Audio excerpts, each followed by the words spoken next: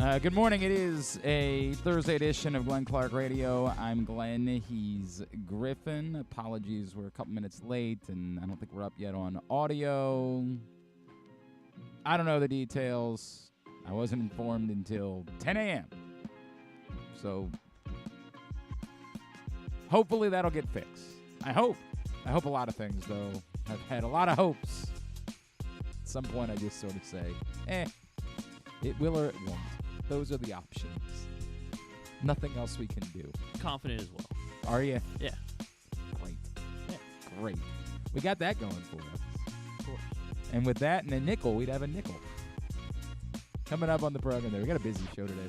A few minutes, our friend Sal Paolantonio from ESPN. He will be doing Ravens-Dolphins for ESPN Radio on Sunday, and I presume that means he'll be doing lots of TV hits as well throughout the course of the day from the game. Also, this morning, we will go down to Nashville, catch up with Maryland wide receiver Tai Felton as they get ready for the Music City Bowl against Auburn. Then, speaking of Maryland, they get back to action in hoops tonight. Patrick Stevens will join us. We'll try to decipher whatever we can from Maryland's win out at UCLA. We haven't spoke about it much on the show this week. One, because UCLA is not good. Two, I don't know. To me, the biggest takeaway was right now Maryland's path to winning seems to be Jameer Young totally goes effing off. No other paths. But we'll talk to Patrick Stevens about that a little bit later on. Also, we'll make our picks with our buddy Ken Zalis, and we'll wrap the show today by catching up with the great Tommy Davidson, comic legend who's spending his New Year's weekend here in Baltimore at the Baltimore Comedy Factory. Remember, Tommy Davidson once told us that he had someone die in an audience when he did a show in Baltimore. And I always, that story's crazy, but then I'm like, it's not really funny. It's a very difficult story to talk about. But we'll talk to Tommy Davidson this morning as well. So a lot to do on a Thursday edition of the program. Today's show is brought to you by... Well, this one's brought to you by the Green Turtle. Griffin, why don't you tell everybody what's going on at the Green Turtle today? Well, over at the Green Turtle, they have the free $10 bet going on right now at the Green Turtle Sportsbook in Towson and Canton, or both. You can check out both of them. Get some great food, enjoy the game day excitement, and get a free $10 bet every Thursday at the Green Turtle Bet Park Sportsbook in Towson and Canton. So be sure to check those out. Did you lose your sheet? Yeah, I'm not sure where. That's a bit of a problem. It is a bit of a problem. That's more than a bit of a problem. Things are going well around here. Things are we are firing on all cylinders.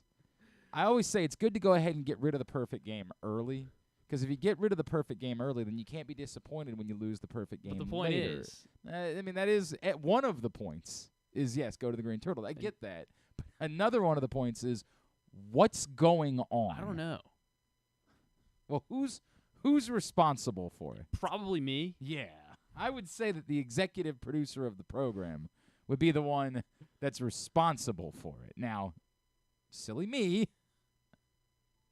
Can we tighten the ship up a little bit? I'm all for that. Okay. Oh, yeah. Again, you say you're for it, but you're the one who controls it. So can we tighten it up? Yeah. Okay. All right. Thank you. As far as what happened yesterday is concerned, I don't know what to make of the Ravens injury report. As they pointed out, they didn't really do a full practice because they did play Monday night and they didn't get back until early Tuesday morning, so they just kind of did a walkthrough. It's still not good news that whatever the practice was, Kyle Hamilton wasn't on the field for it. Now, does that mean that we know with certainty that there's a problem for Kyle? No, it doesn't mean that. It's just not good. You would have preferred to have seen that Kyle Hamilton was practicing immediately. That would have been preferable. I hope that changes as they do a real practice today and that Kyle Hamilton gets back out there. That's the biggest story, obviously, of the week. I know that Zay Flowers didn't practice yesterday either, but considering we know of nothing significant involving Zay Flowers, that presumably is just an estimation of, hey, we would have given the day off just because we're coming back from playing a game on Monday night. That doesn't seem to be that big of a deal. Kevin Zeitler not practicing is also noteworthy. Maybe not quite as much as Kyle Hamilton, but, we have to be honest, Kevin Zeitler's been outstanding this season. So it's concerning that Kevin Zeitler wasn't on the field either. John Harbaugh downplayed all of the injuries after the game on Monday night, suggested that nothing was serious, but there's a big difference between, there's a lot of ambiguity in nothing serious, which could mean we don't think anybody's out for the season, versus the risk that some of these guys might miss the next game, which, as we continue to talk about, is the biggest game of the season. So, good morning to everyone on audio, by the way. Oh, good. I'm glad to have you joining us. Nice to have you on board. Griffin can't find his reads. That's what you've missed so far. Griffin lost the commercials he's supposed to be doing, which is a bit of a problem. I don't think we've missed anything else. We're talking about the injuries. Patrick McCary, being on the field, I guess is a good sign. Although it's weird because it doesn't give you clarity about whether or not he's out of concussion protocol.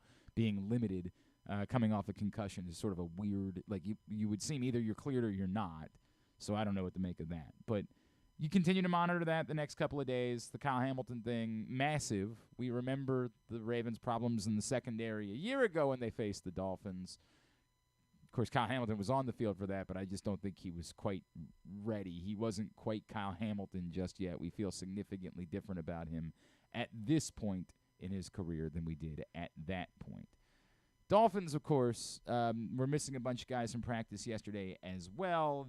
They seem to be not quite as concerned about a couple of them. Like, it seems like they believe Raheem Mostert is going to be just fine and is going to practice, so there's that. But Jalen Waddle, we still don't know about, and we will continue to watch that. And I do think that makes a significant difference going into Sunday's game. So those are the things you're kind of monitoring as you get ready for Ravens-Dolphins.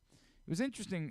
Last night we were over at 105.7 The Fan, and the topic that we were getting into was about this concern, hey, after all of the emotional energy that was spent last week, are the Ravens able to get to that same level emotionally that they need to be for what, again, is the more important of the two games this week?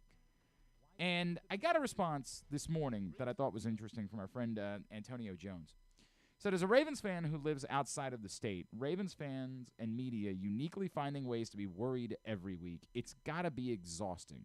Exciting game Sunday. I think national and local media knows this team is the best, which is why they face so much pressure to be perfect.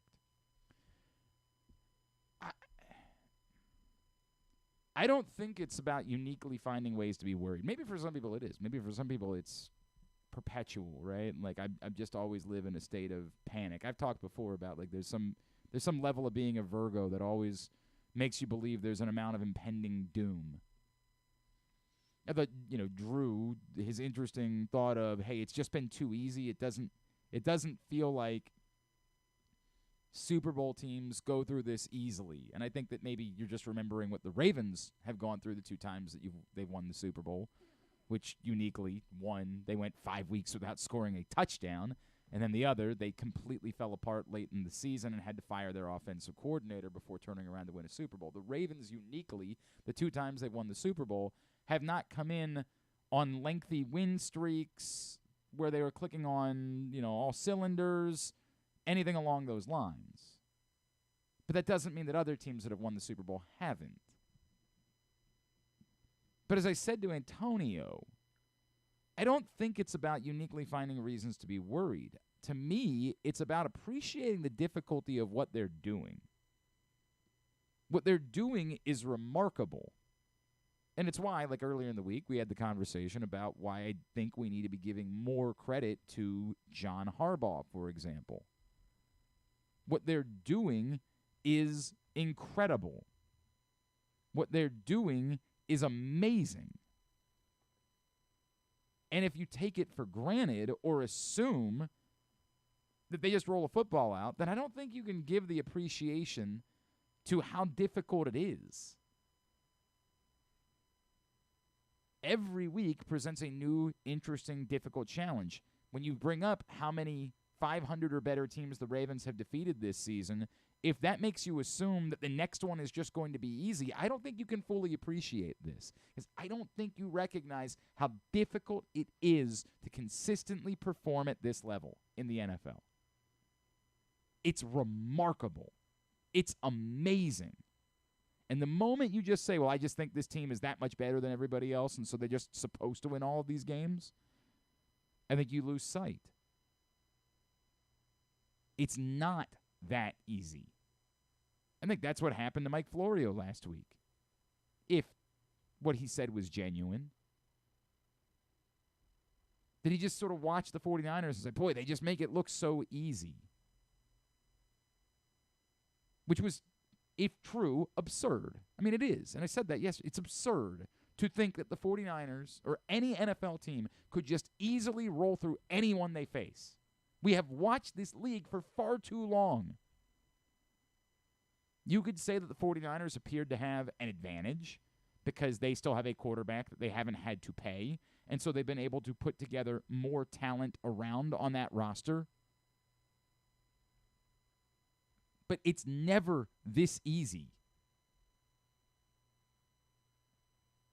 There's been, in modern football, one team that went through a regular season undefeated and 0 teams in modern football that have gone through a regular season and postseason undefeated. The notion that anyone is just determinedly, definitively better or best and is always going to win is absurd.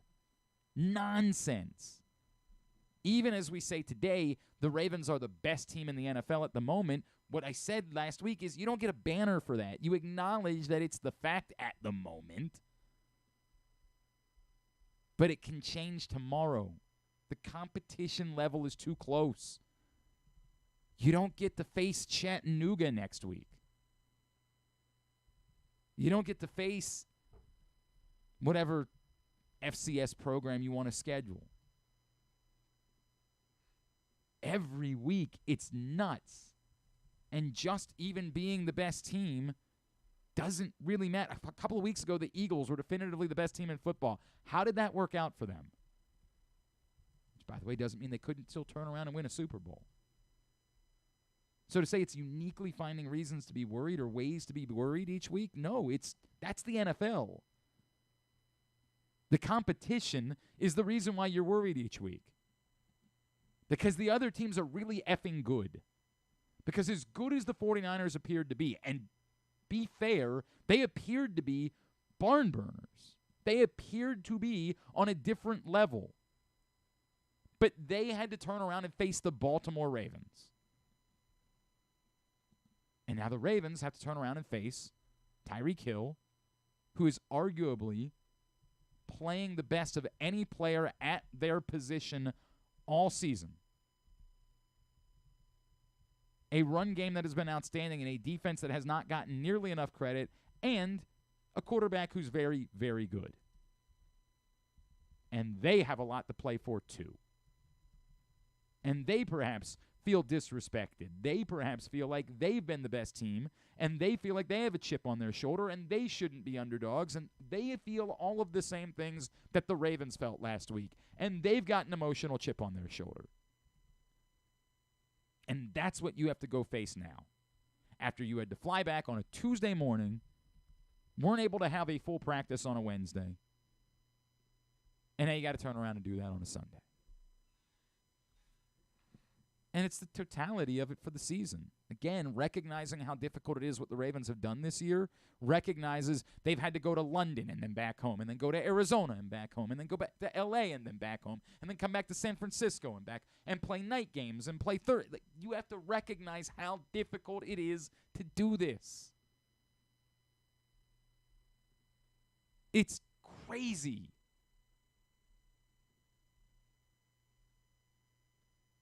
If you take it for granted or just assume, well, they're just the best, they're just going to win every game, you're detached from reality. This is extraordinarily difficult. That said, when I ask the question, are you at all concerned? To me, it's not, I'm panicked about it. It's not, I don't think there's any chance that they can be prepared. The things that were brought up yesterday by Derek Rackley, I think, are relevant. You look at the veterans on this team. You look at the Kyle Van Noys, the Javion Clowneys, the guys that have never won before and are playing extraordinarily good football, and the focus that they're giving this team, and you say, I don't think there's a world where they're going to look past the Miami Dolphins or believe that they are so much better than everybody else that they don't have to get up for each game. I don't think that's the case. I think the totality of the ask can be a lot. Add in injuries, add in again, on top of everything else I just mentioned. Oh, and you're also doing it without your top two running backs, two of your three best running backs, and one of the three best tight ends in all of football, among others. It's a lot. It's extraordinarily difficult. And without recognizing that, you can't fully appreciate it. If you just think it's easy, then you've lost sight. I mean, you really have. You can't possibly be having the appreciation of what the Ravens are doing this season that you should. Do I think they're going to win on Sunday? I think there's a better than 50-50 chance. I like their chances. But do I think it's a fait accompli? Do I think that you just roll the ball out and they get to win every game they play? I think that's nonsense. I think to just assume that everything will always work out is crazy and detached from reality. But I appreciate the message because it certainly got me thinking this morning. It certainly made me go somewhere. Is everything okay over there? You're checked out on the show. Yeah. No, I'm good. We've talked about this before. You got to be involved in this. You're not. Don't defend. Just say, hey, man, sorry, my bad. Okay. You're right. You're right. It's very easy. If it's a millennial thing, whatever it is, to be defensive, I understand. But it's okay to just say, you're right, my bad, all good, I'm with you. I'm with you. Sometimes we got to do this. I'd like to do it during a commercial break. We're not taking a commercial break, so sometimes we got to do it on the air. And when we're doing other things, it just makes me think there's something else going on. So that's the reality of it. Hi, it's Glenn Clark Radio. Today's show is brought to you by your local Toyota dealer and buyatoyota.com. The Toyota Tacoma comes in a range of models and trim lines, so you can choose the perfect Tacoma to reflect your unique personality and driving habits. Check out buyatoyota.com for deals on new Tacomas from your local Toyota dealer today. I had one other that I wanted to quickly respond to. This was from Dan. Dan said, what I appreciate about the conversation that you've been having this week is that you recognize how good the Dolphins are and don't just try to be dismissive of them because, for example, they haven't always won games against good teams. The Dolphins are a very formidable opponent. I think the Dolphins are an extraordinarily formidable opponent. I think they're incredibly good. I don't know how anybody who follows the Ravens could watch what happened the last time the Ravens played the Dolphins and try to belittle the Miami Dolphins. It's insanity. This is extremely difficult. This man will be in Baltimore, and I know that he always loves spending time here in Baltimore. He's going to be on the call for ESPN Radio, and you'll, of course, see him throughout the day on ESPN. He is our friend, Mr. Sal Paolantonio, and he is with us once again here on GCR. Sal, it's Glenn. I hope you and your family have been having a great holiday season. Thank you so much for taking the time for us, as always. Yeah, I don't know why they put Christmas in the middle of the football season, but they just do. So we work around it. But Amen. Yeah, we obviously had a great time, and things have evolved. In the Paolantonio household, I used to have little kids. Now they're all grown up and they do their own thing, and I kind of join them when I can. I appreciate that. How old are your kids now, Sal? Yeah, they're all married with children. So oh, wow. We see the grandchildren. Yeah, we see the grandchildren, and my wife does all the heavy lifting. I just show up and sit down at the dinner table and take all the credit. Hey, man, that is the good life. That is when you know you have it well. It's always great to hear from you, sir. I really appreciate it. What we saw from the Ravens last week obviously was remarkable, right? Like, there's no way around it. That was one of the defining performances of the entire NFL season, what they did on Monday night. the question that I've asked, and I don't ask it in a leading way, I don't think that the answer is yes, but is there any concern that a team that put together that and was so emotionally invested, as we saw after the game, how emotionally invested they were, that there's reason to wonder if they're ready to turn around for what is maybe an even more important task that's ahead of them this Sunday? I don't know of any team in literally the 30 years that I've been covering the NFL that had to go on the road and play the number one seed in the NFC on Christmas night, then turn around on a short week and play one of the top two teams in the AFC and have the AFC number one seed on the line. I just have never seen this before. It is one of the toughest challenges I've ever seen any team undertake. I think the Ravens, however, are about as tough-minded a football team as you could possibly have. I just love the way guys like Roquan Smith and Patrick Queen and Lamar Jackson, approach this team and this season. They've had some coffee spills along the way, the Cleveland Browns game, the Pittsburgh game, but they have regathered themselves and they've just stuck to their plan and stuck to what they do, and it's really paying off. I think the quote of the year, Glenn, I think the quote of the year, I'm a reporter first and foremost. I'm telling stories to people. That's what I do. I don't try to judge. I just try to tell the story. But the quote of the year for me is, we play a brand of football that people don't want to play. Yeah. This was after the Joe Burrow injury, right? The game. Yeah. No. This week, right. Right, I was thinking of what Roquan said after Joe Burrow got it. Now I know exactly what you're talking about. It was this week. You're 100% right, Sal. Glenn, focus on me, baby. My Come fault. on, baby. My focus fault, my friend. We're playing this week in pro football. Come on now. This is after the game in San Francisco on the podium. Two players go to the podium. And everything the Ravens do is on purpose. Everything. A lot of teams will trot out the head coach first. John Harbaugh does not go to the podium first on purpose. He wants his players to take the credit. He wants his players to have the first say and define what they did in the game. That's the way Harbaugh does it. That's the way Chad Steele and Patrick Gleason and that PR staff, Marisol Renner, the whole group, that's the way they handle it. So Patrick Queen is the second one up after Lamar Jackson, and he says, we play a brand of football that people don't want to play. Everybody wants to be out here cute, playing basketball on grass and stuff. We ain't with all that. You can do all that stuff. We're just going to go hit you in the mouth every play, honestly, period, paragraph. Now, that is the quote of the year. It is, and I think it's defining about who the Ravens are. And it's funny, Sal, because I do think that there are people that are still struggling with, it's not the most maybe beautiful. It's not the greatest show on turf. It's not the Patrick Mahomes Chiefs of a couple of years ago.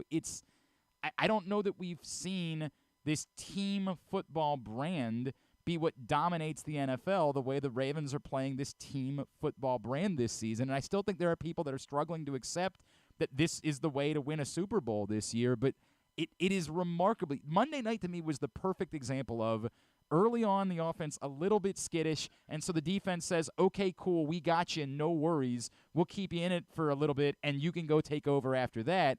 The team football thing the Ravens are doing is one of the more remarkable things I've seen in the history of this franchise. And what Patrick Queen said, and you're exactly right, Glenn, and what Patrick Queen said was not only a review of what happened in San Francisco, it was a prelude to the Dolphins coming in. The Dolphins have the best offense in pre-snap motion in the NFL. Mm-hmm. The Ravens have the best defense in post-snap motion and disguise in the NFL. This is the chess match. Mike McDaniel versus Mike McDonald. This is the chess match. Pre-snap motion versus post-snap motion and disguise.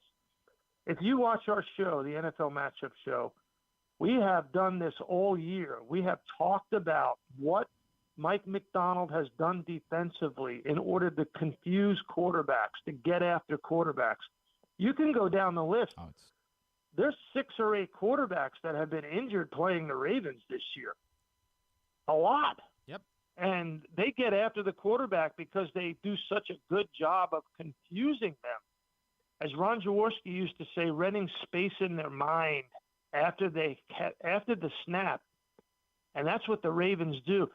I'm not trying to belittle Mike Macdonald. It looks a lot like what Rex Ryan has done in his career, and I think Mike has probably borrowed a lot of the concepts of what. But, Rex had Ray, and, I covered both of those Super Bowl runs, as you know. Yep.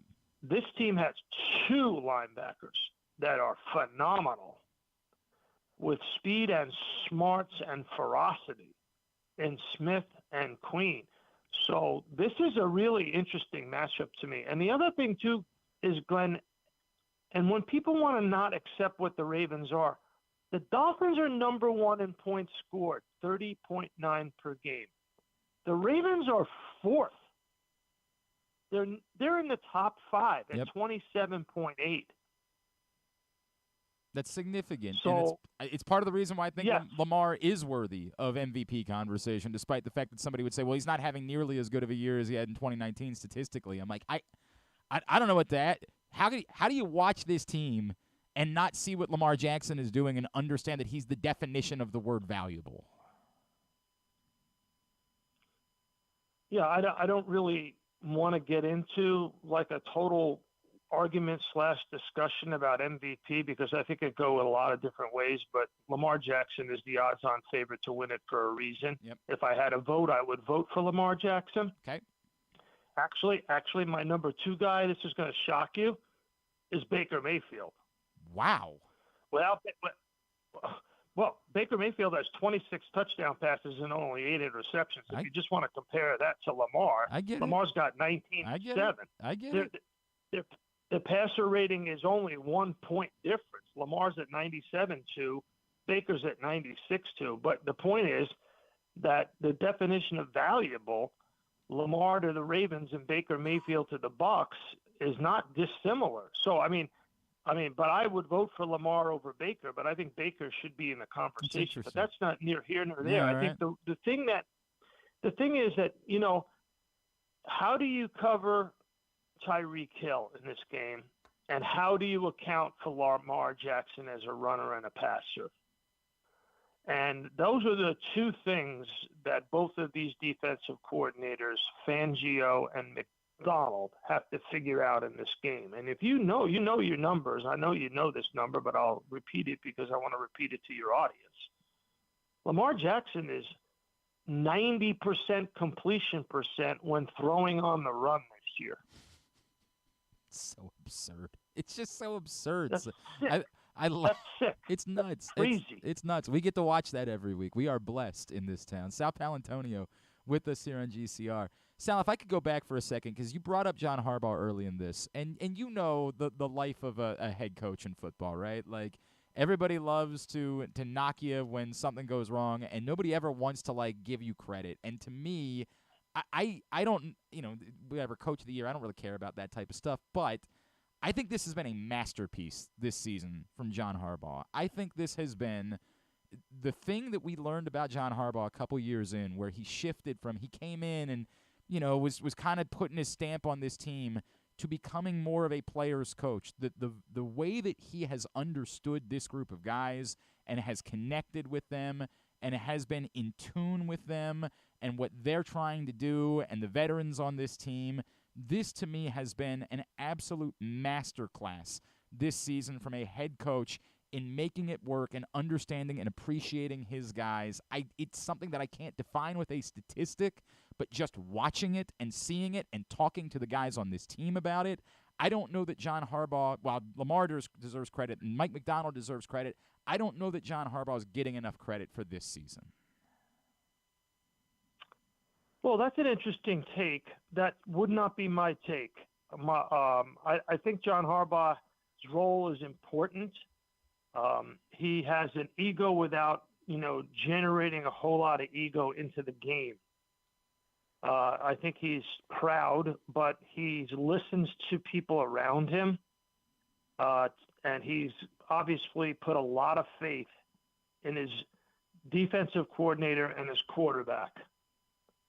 After the loss in Pittsburgh, I was very down on the team.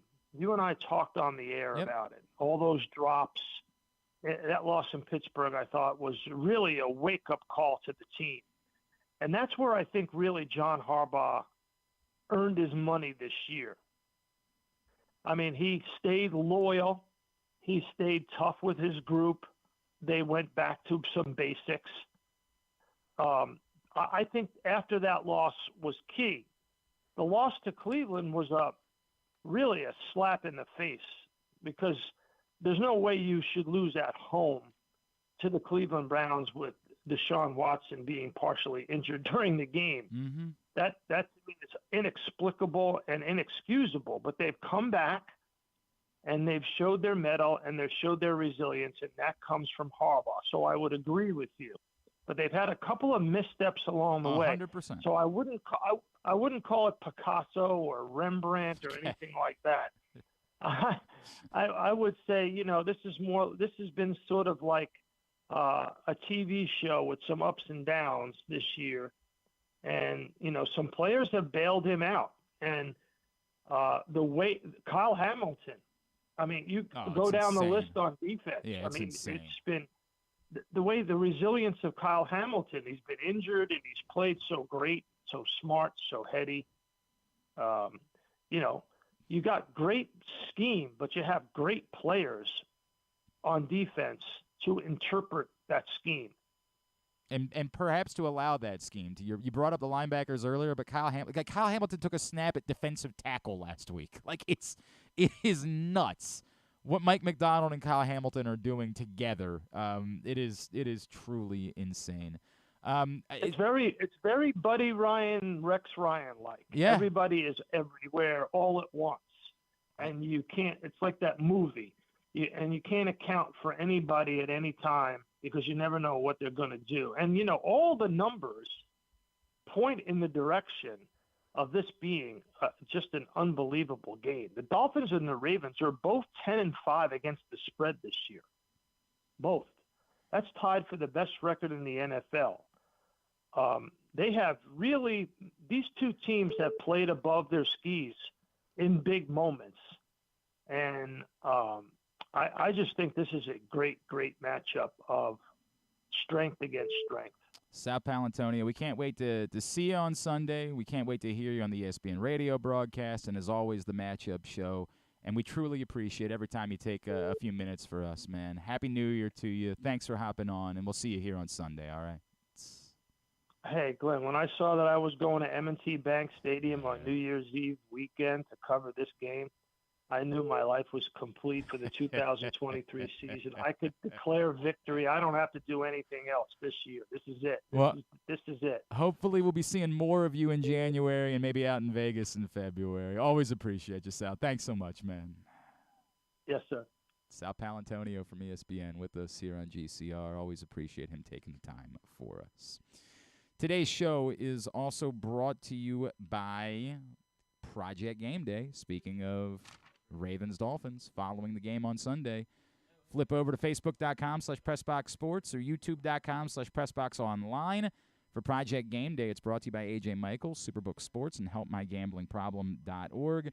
Myself, Rita, Femi, KZ, Stecca, Josh Charles, Stan, the whole crew. We're always with you for Project Game Day after every game day this season. So come join us following Ravens-Dolphins on Sunday for Project Game Day. Some interesting thoughts from Sal. I'm not trying to say that John Harbaugh, I want to be very clear. I'm not saying John Harbaugh has been perfect this season. And we all know there's been challenge issues, things like that. To me, it's just the other side of it. The other aspect of it is the part to me that's been remarkable and we don't give him enough credit for, which is the leader of men thing. We kind of laugh about it when we talk about it. Yeah, he's a leader of men. That matters. And this year, I think it's mattered significantly. All right, let's switch gears. Coming up this Saturday down in Nashville, it's the Music City Bowl. Maryland taking on Auburn. Let's head down to Nashville now. We will check in with Maryland wide receiver Tai Felton, who is with us this morning here on GCR. Ty, it's Glenn in Baltimore. It's great to chat with you, man. Thank you so much for taking the time for us. Hope you're having a great holiday season. Yes, sir. Thank you guys for having me. I appreciate it. Do I hear music in the I guess it's Nashville. There almost has to be music in the background, right? Yeah. I'm in a hotel lobby right now, so you're in a lot of music. Oh, dude, I heard you guys were staying at the Gaylord. For people that have never been to the Gaylord in Nashville, and I've been there a few times for the baseball meetings over the years, can you explain what a monstrous? It's like it's its own city within a city. Right. Well, in the hotel, actually, on my balcony, there's an indoor water park, a big old water park. It's nuts. That's one of the things I just really on my hotel balcony, so I can just go in my hotel room, go right outside, and the water park's right there. And they said it's the biggest hotel in the United States, so dude, it's definitely one of the craziest hotels I've been in my life. It really is. If people have, you got to go see the people. There's a Gaylord, of course, at National Harbor here locally, but like it's like that on steroids in Nashville. It's insane. This place where you guys 100%. are staying. That's cool, man. Ty, just how has the Nashville thing been? I know you guys were able to go out a little bit the other night, and there have been some activities already. Not to take anything away from other bowl games that you played in, but Nashville kind of maybe a cooler location for going and doing this. I think it's definitely a cool location. On the strip, on the little Broadway strip that we were on yesterday, there's actually a lot of people, good music, good vibes. It's a good vibe all around. So it's just and New Year's is coming up. So one of the transparent people was telling us how big it is when New Year's comes and stuff like that. So it's definitely a very fun spot to be around. That's awesome, man. That's awesome. Ty, I know that for you guys it's been a big deal winning bowl games the last couple of years, right? Like it's mattered. A lot of people ask about bowl games like, hey, how much do these guys really care? I think it's pretty clear from your guys' efforts, like you guys really care about winning bowl games. Yes, sir, 100%. It's always finishing strong. That's one of the main things Coach emphasizes. And this is our last game, so we got to finish strong, just like we did in the start. Ty Felton is with us here on GCR. Ty, we're in an era, of course, where, it's opportunities for guys to go elsewhere, to do other things, to think about whether the grass is greener somewhere else. You have an exceptional season, and you're kind of it seems like you've remained committed, and you've said, this is where I want to be. Can you take me through why it's different for you and why you've said, hey, when I decided to come to Maryland, I meant I wanted to be there for the entirety of my college career? Right. Well, coming out of high school, Coach Locke, he showed me a lot of loyalty and a lot of praise for me when I hit a wall at adversity. I had torn my ACL in high school, and I had lost a few offers. So that loyalty that he showed me, I had to show it back to him. So that's why I'm so committed to this program, because what they showed me and my family as going through the process. You guys went through some difficulty this season, right? Like there were some losses that I know you guys didn't want to take, and obviously some of those games where you had opportunities to make a huge statement where you came up like just this close to pulling off stunning upsets. How did you guys rally after going through a difficult losing streak? How did you guys rally and say, we're not going to let this thing get away from us, and we're going to make sure we're going to get the wins at the end of the season that we need to go bowling? It was just very important to stay together. No matter what adversity you hit, you can learn from it, you can grow from it. So we just learned to stay together and realize that we have more games to play. We can't let one game kind of take a toll on the rest of the season. So we kind of emphasize just finishing strong and just keep going on to the next week and keep fighting and keep pushing so we can get a win. You guys obviously are going to have a different quarterback under center. Not that you're not used to Billy, right? Like he's played a lot over the last couple of years. Right. He's been like the short yardage specialist on top of the fact that he started a couple of games. What would you tell people about like Billy, and maybe what we haven't seen from him yet? Like that, if you only think of him as the guy that's going to come in and get you a yard or plunge the ball into the end zone when you're at the 1 yard line, what would you tell people about what Billy's going to bring to the table on Saturday? So actually, I've known Billy for a long time. Me and Billy are from the same area. We played high school together. We played high school against each other. Played 7-on-7 together. So I've been knowing Billy for around 7-8 years. And one thing I'll say, you're gonna see a lot of swag from Billy. He's a huge swag guy. You wouldn't know. He tried to stay low key, but you're gonna see him play freely and have a lot of swag. You're gonna have a lot of fun out there. So I can't wait to go out there and compete with him. When like I saw that video of like him, you're saying, hey, Billy's gonna be the quarterback for the game. You guys did seem hype, and I don't want to take anything away from Leah, who I know has meant so much to so many people, but it seems like there's been a special relationship despite the fact that he hasn't played as much that you guys have shared with Billy. Yeah, 100%. The coaches did a very good job of just making sure Billy's been working with us on the field as well. But Billy's just a good person as well, so we're all friends with Billy. All the QBs and receivers and linemen usually get together during the week and on weekends, so we're all very friendly with each other. We're like best friends, so Billy. He's taken in a spot where he's very comfortable with. That's awesome, man. Tai Felton is with us from down in Nashville as Maryland's getting ready for the Music City Bowl on Saturday against Auburn. The possibility of beating an SEC team, right? Like, you've beaten some ACC teams the last couple of years. And this is an Auburn team that, again, was just, a couple weeks ago a miracle away from taking down Alabama, right? Right. What would that mean for this program to make a statement against a traditional SEC power? It'd definitely be a huge statement, but I feel like for our team and what we have going on, it's just about finishing strong. This is the emphasis on finishing strong and trying to go out here and get a W. I understand that, man. What is that going to take, right? Like, what has the buy-in been like this week? What have the conversations been like? How have you guys tried to prepare for an Auburn team that, again, the last time we saw them was arguably playing their best football of the season? Right. Just keeping the main thing. We know TransPerfect, they have a lot of events and stuff for us. We're allowed to go out, but it's just keeping the main thing, and realizing that we have a game to play at the end of the day. We're trying to go out here and win. So the conversations have kind of been to stay focused and making sure every guy's locked in for Saturday. Mike Loxley has talked a lot about the bowl games being sort of the premiere for the next season. And we've seen the last couple of years that other guys have gotten on the field, right? That, guys that maybe didn't play a ton during the course of the year got that opportunity during the bowl game. How important, you talk about finishing strong, but how much of it is also making the statement for we're not intending to take a step back? Like, we believe we're continuing on the trajectory of getting closer to competing for a Big Ten title. Say that question one more again. Just in building up for next year, it's something that Mike's talked a lot about the bowl games. The coach has said, we use it in order to make a statement moving forward about who we're going to be. How much of that is important to you guys to say, hey, we want to declare we're in this thing. Like, we're not taking a step backwards next year. Right, it's very important. Just the young guys realizing that this is their turn now. We have some guys that opted out, some guys are not coming out next year. So it's very important for the young guys to realize that it's their turn now, it's their turn to compete. And this game will give us a huge momentum swing going into next year and give everybody a confidence boost so we can get ready for next season. That's awesome, man. Tai Felton, Maryland wide receiver down in Nashville. Have you had hot chicken yet since you've been in Nashville? Yesterday there was a hot wing eating contest and I stayed away from it. So. Okay. Not yet, but I plan on having some hot chicken. Maybe with the football game to play on Saturday, I understand, particularly as a wide receiver, why you might want to stay away from it. You don't want to have your guts working up on you. But I do encourage you, it's at least worth trying the hot chicken when you're down there. The first time I was down there, I walked up to the counter and they said, how hot do you want it? And I was like, well, I don't know, and they said, do you like spicy food? I said, yeah. They said, get a medium. Get the mild. Go that route. So that might be the play when you get the hot chicken this week. Tai Felton, what can we plug for you social media-wise? Where can everybody be giving you a follow? Playboy Taishar on Instagram and Twitter. That's my handle. Playboy Taishar, that's Taishar is how you can follow him. Hey, Ty, congratulations on an awesome season, man. I know you had to wait your turn a little bit with a lot of wide receivers in front of you. But congratulations on stepping up this year the way that you did. Can't wait to see what's next for you guys starting on Saturday and on to next year. Appreciate you taking the time for us this morning. Yes, sir. Thank you guys for having me. I appreciate it. Tai Felton, University of Maryland wide receiver, with us from down in Nashville. Apologies that there was a lot of background noise there. If you've never been, the Gaylord in Nashville is unlike any resort hotel in the world. It is massive.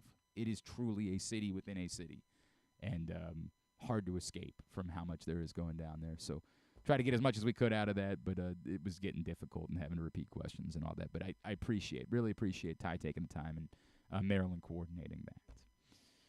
All right. Speaking of Maryland, I haven't looked at, because I'm guessing it's going to come up during picks this morning, the Music City Bowl. So as I wander over, I see that Auburn is a 6.5-point favorite. Ooh. What? 6.5-point favorite right now at Superbook. It's a Maryland team that's been pretty good in bowl games under Mike Loxley. It's a team that's been quite prepared, has not seemed to just be showing up for the sake of showing up and enjoying the trip. It's an intriguing number to me. intriguing. If you feel a way about it, I would encourage you to get over to Superbook, use the code GlennClark23 when you sign up, and you'll receive up to $250 in a same-day first bet match, win or lose. Superbook.com, download the Superbook app, use the code GlennClark23 when you sign up, and receive up to $250 in a same-day first bet match with Superbook. When we come back in, Patrick Stevens is going to join us in a couple of minutes. I did want to touch on just a couple of the Russell Wilson thing we hadn't had an opportunity to chat about, so we'll talk about that as well. It is a Thursday edition of Glenn Clark Radio.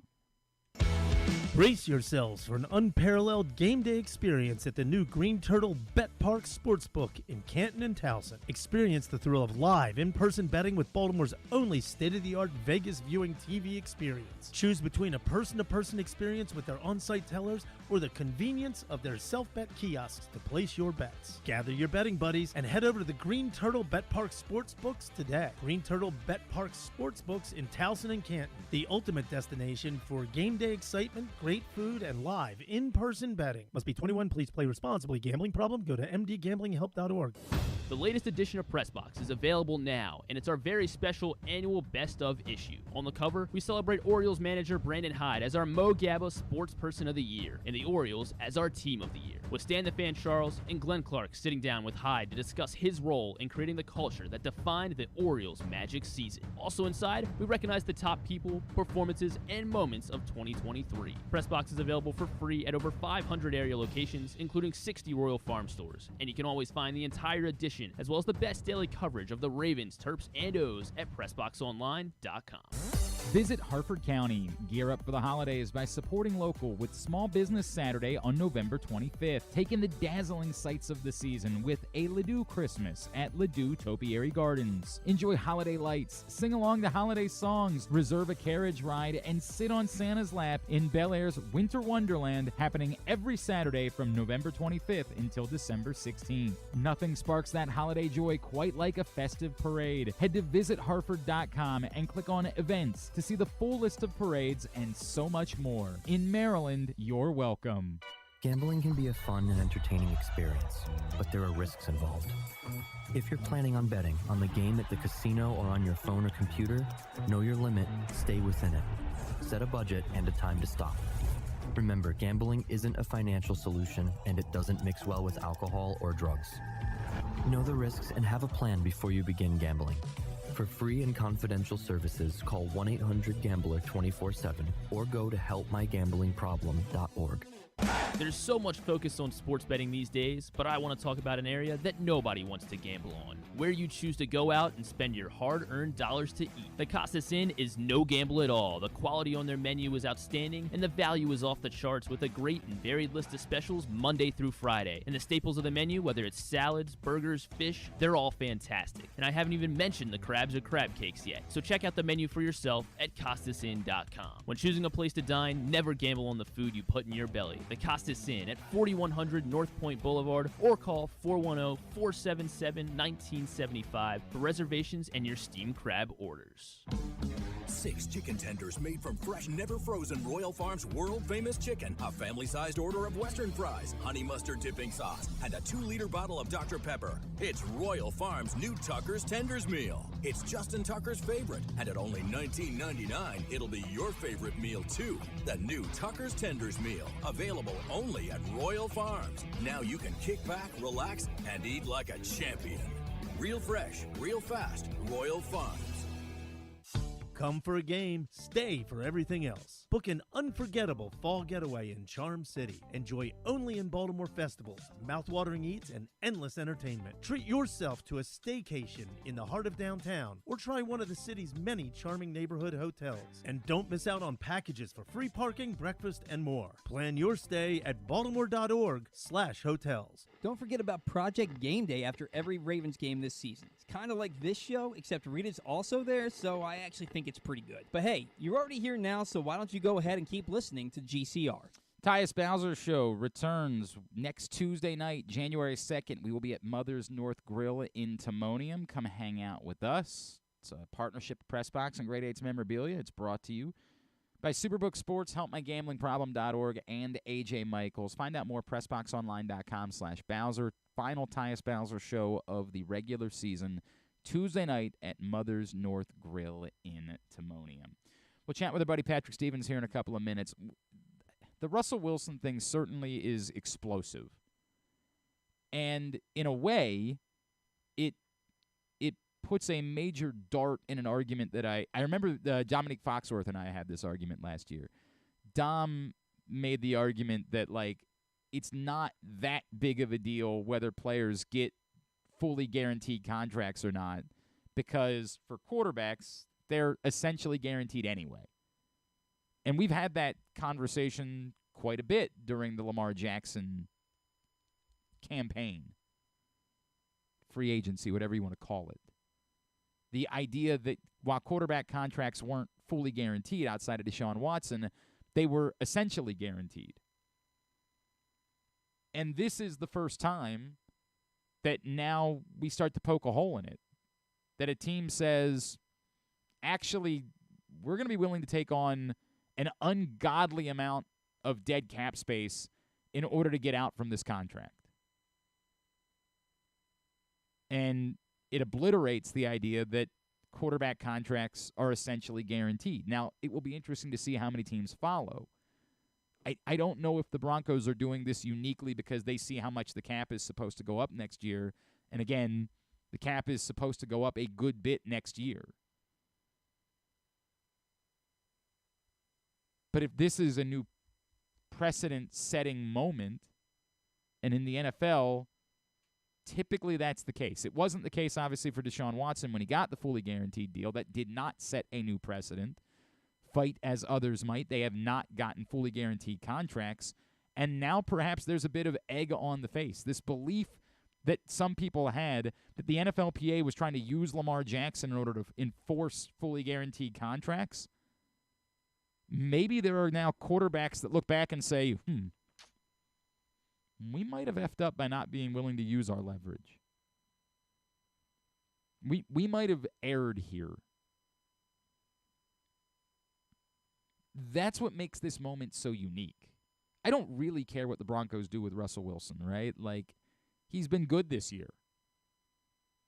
It's why it's kind of weird, right? Like, why do you think that nothing is a better option than something? I'm confused by that. Is it so poisonous? Is a relationship between Sean Payton and Russell Wilson so poisonous that you have no choice? That seems odd. I get it. Russell Wilson's a weirdo, but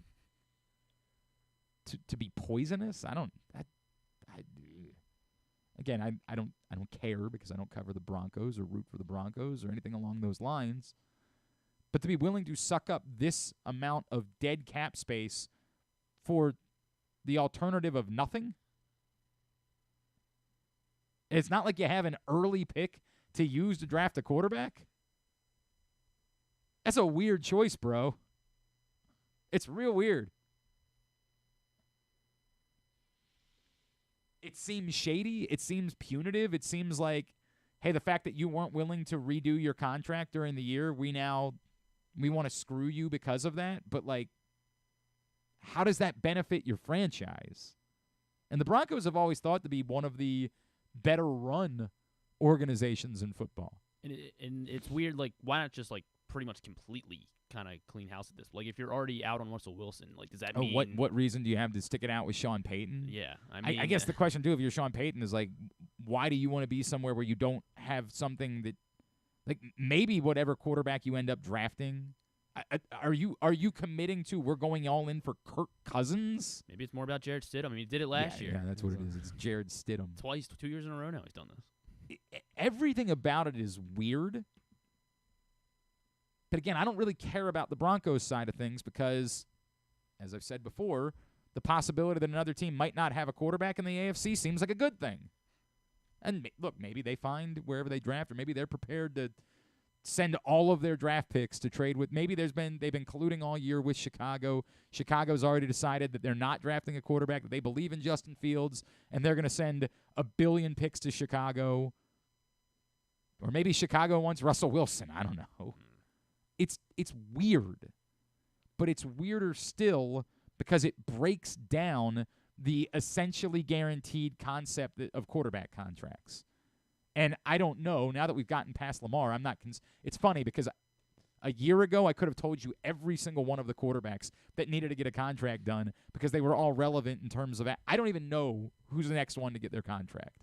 I have no idea. It seems like almost everyone got theirs? Yeah. Right. Like Jalen Hurts got his, Justin Herbert got his. Trevor Lawrence, I guess, is. That would seem, is it Tua? Would Tua be? Yeah, I guess. I guess it would be. Did he get a contract? No. Okay. Because he was the same year as Herbert and Burrow. So. But Herbert and Burrow got theirs, right? And Tua just hasn't yet. So, it will be interesting for the next group of quarterbacks that go up for contracts to figure out if the fight re-engages. If they say, hey, you can't pull that essentially guaranteed crap anymore because we've now seen that teams are willing to take extraordinary dead caps. I mean, I still can't get over that.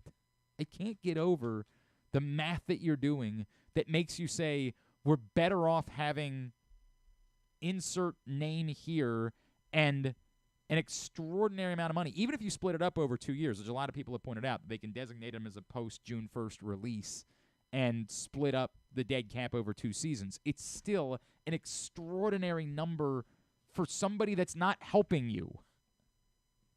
Your cap is going to be killed by somebody who's not helping you. Like, to me, this is a scenario where if you think that Russell Wilson, it just might be the end for Russell Wilson, I would do what the Ravens did with Joe Flacco and Lamar Jackson. I would just go ahead and draft your quarterback, but keep Russell Wilson around. And I get it.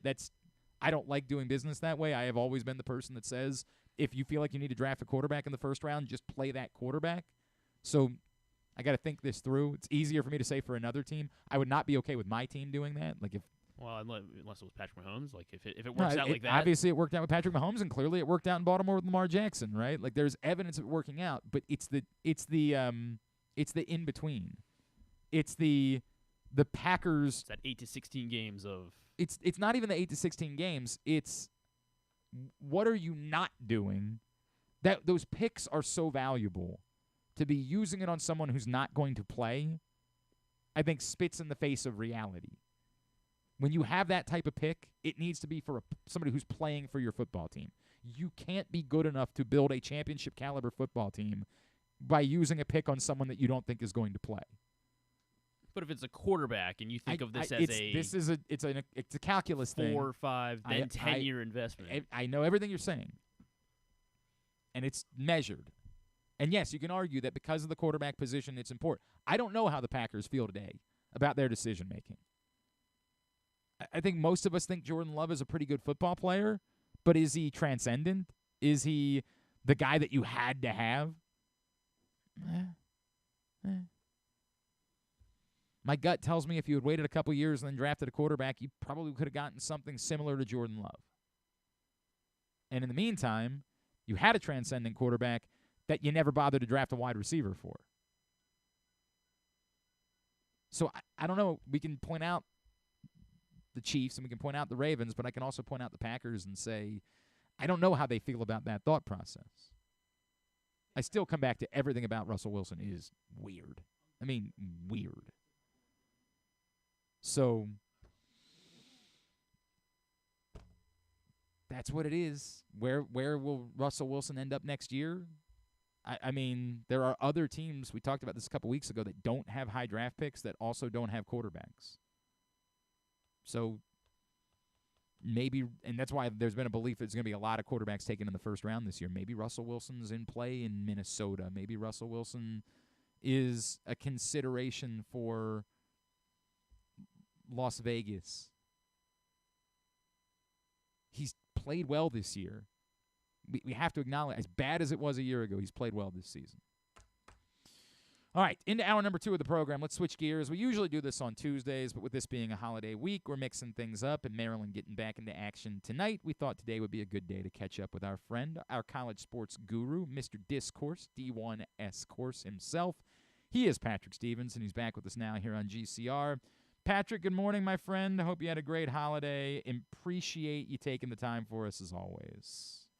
Thanks for having me, and hope you enjoyed your holiday as well. I did. Look, I don't know how to talk about Maryland's win over UCLA, Patrick, because like the two things that jump out to me the most is obviously UCLA not very good, and then the flip side is it's starting to look like Maryland's path to victory, even against like mid-level power conference teams, is Jahmir Young goes off or no other path to victory.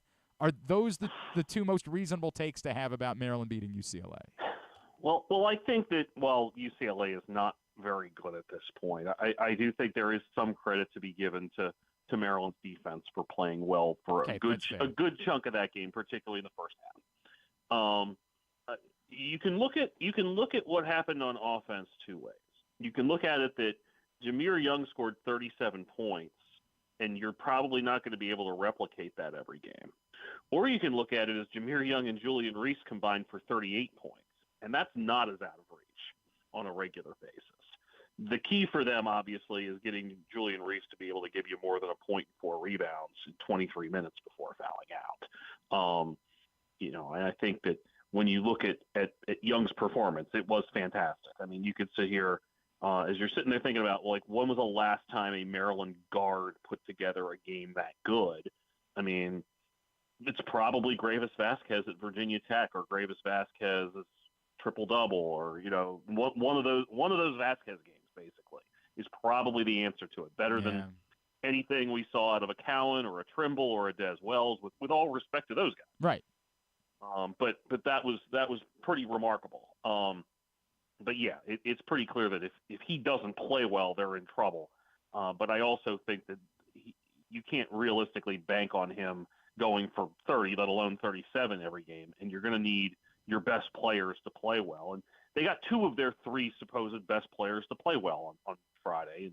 And I think the game that Dante Scott gave them was, I think, fairly encouraging, along with what he did against Nichols a few nights earlier. So they need Young, Scott, Reese all to play well, and they also, let's face it, they need to get something off of their bench, which they did not get a single point from their reserves against UCLA. And moving forward, that's probably not going to lead to too many victories. They get Coppin tonight at home for the final non-conference game, and I'm guessing that you and I probably will push back again next week because of another holiday. So before we talk again, I'm going to assume that they will have played the Purdue game and they'll be into the throes of Big Ten play. So I asked the question this way.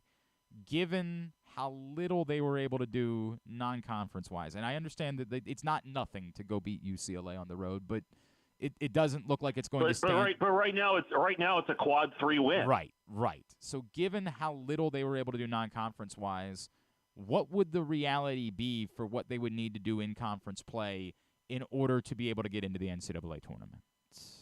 I mean, you're probably staring at it's hard to say even this far out, but there's a lot of work to do. The good thing for them is that once again the Big Ten has successfully gamed the system and has a bunch of teams in the top 100.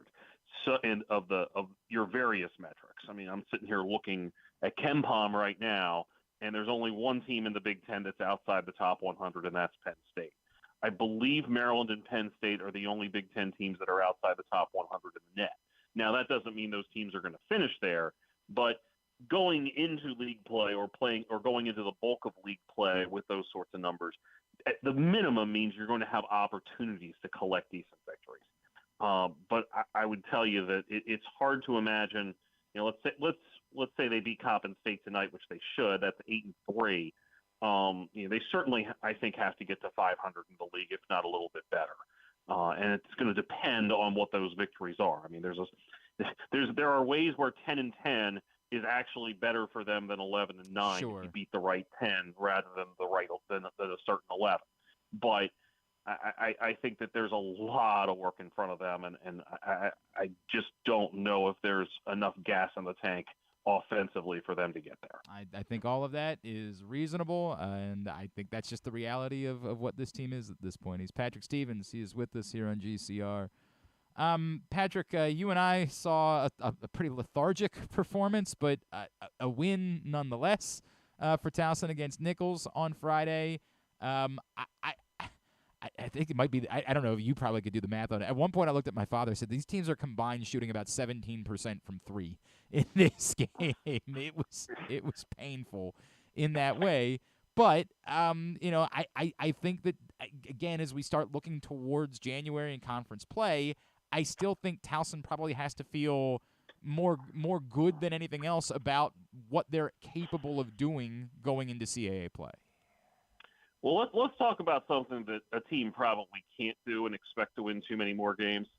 So Towson shot 39.7% overall, 25% from three, and 46% at the foul line, and they won by double figures. It's weird. That doesn't happen very often against anybody. So weird. So your description of that game is pretty spot on. And so you look at the rest of the CAA. And I think you have obviously good teams in Wilmington and Charleston and Hofstra, and I think Drexel and Delaware are going to be pretty good too over the course of the season. They've gotten off to decent starts in different ways, I would say.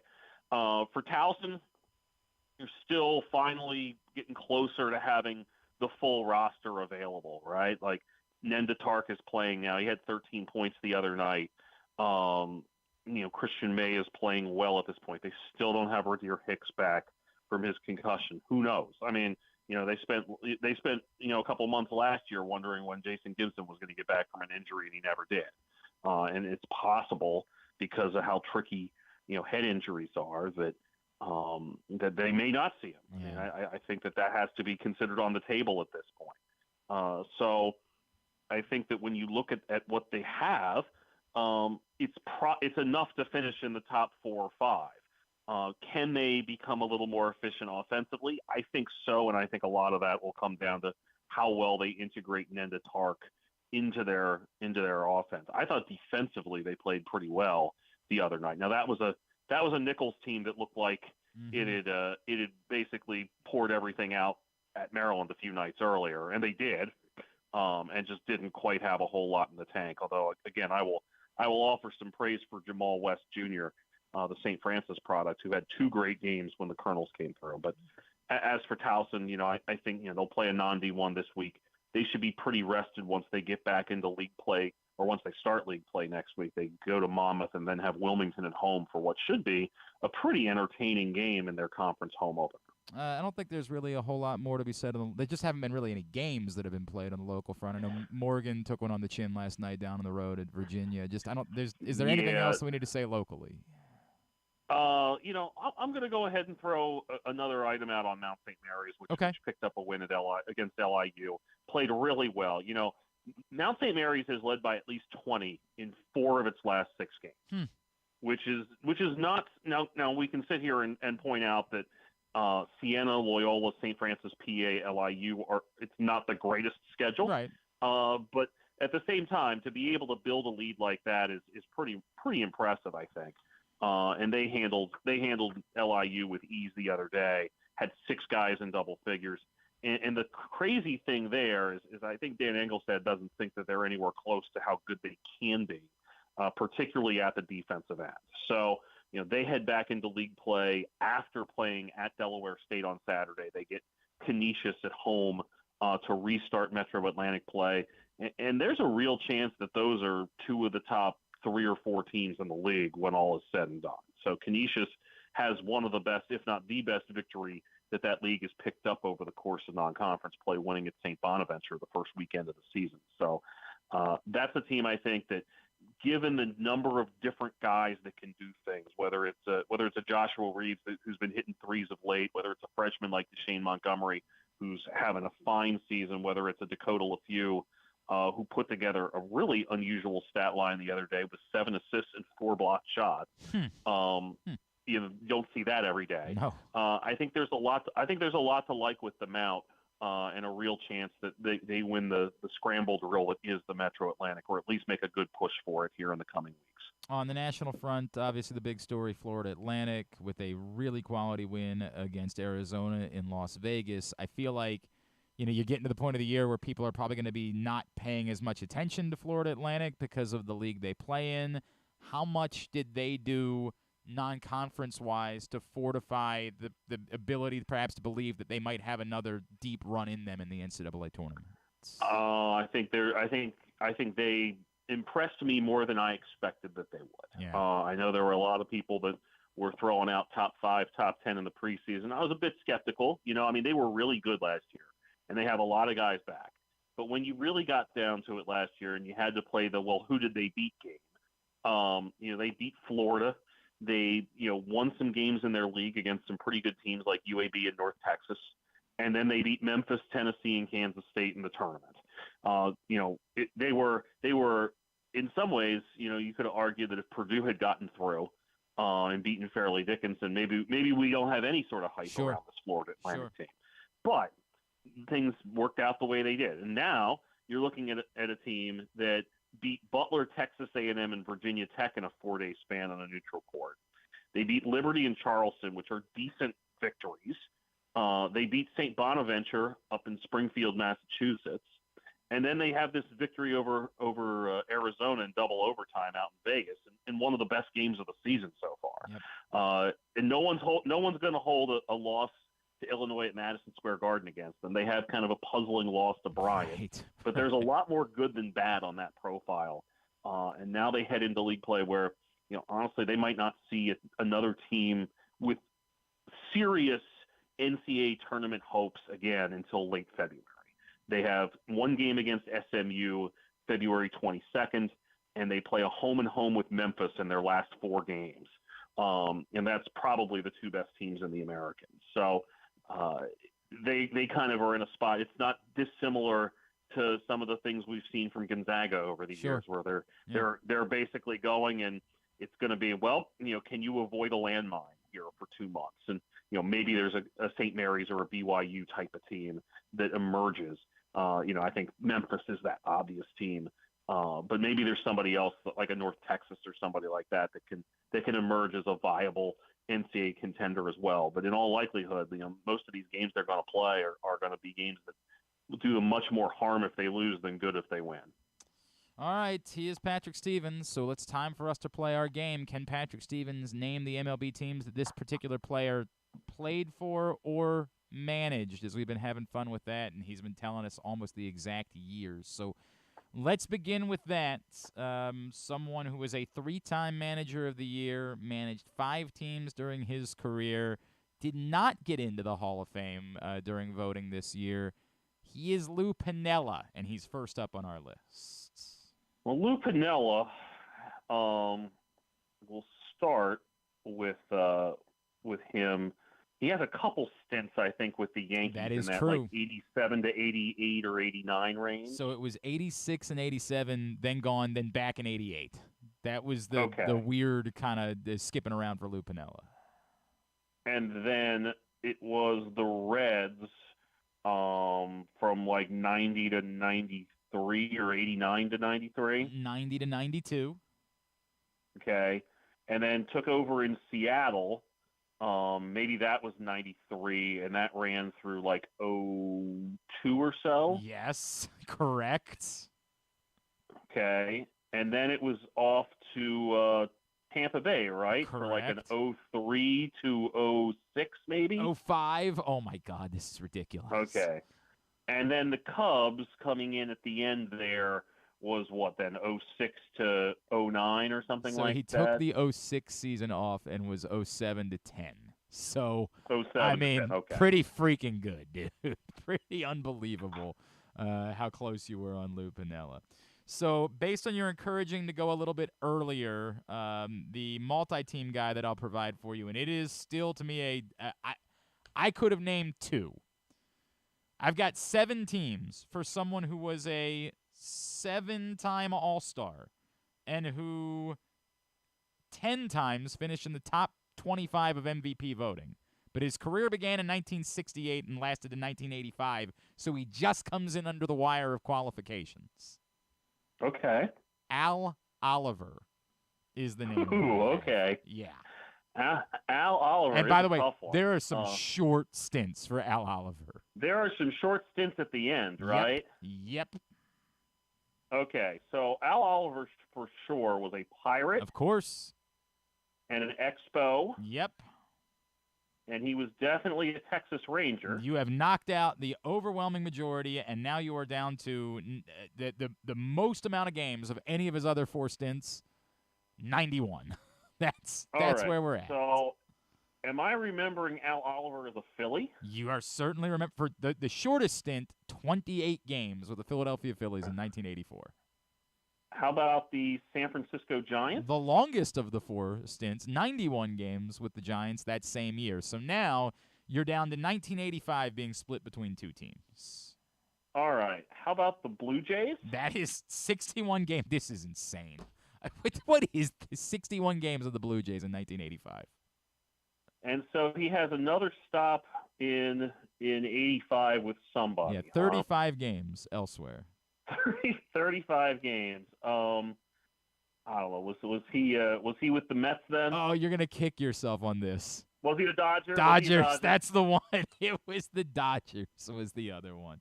Which, of course, if you've played the home version of the game long enough, you know that Patrick's rule is if he doesn't know, just guess the Dodgers. So I'll give you a tougher one for a 4-team one since you nailed that one. Only an All-Star once, led the league in games finished, but not in saves. Has one of the more fun names in modern baseball history. JJ Puts, not Putts. Okay. Seattle for sure. Yep.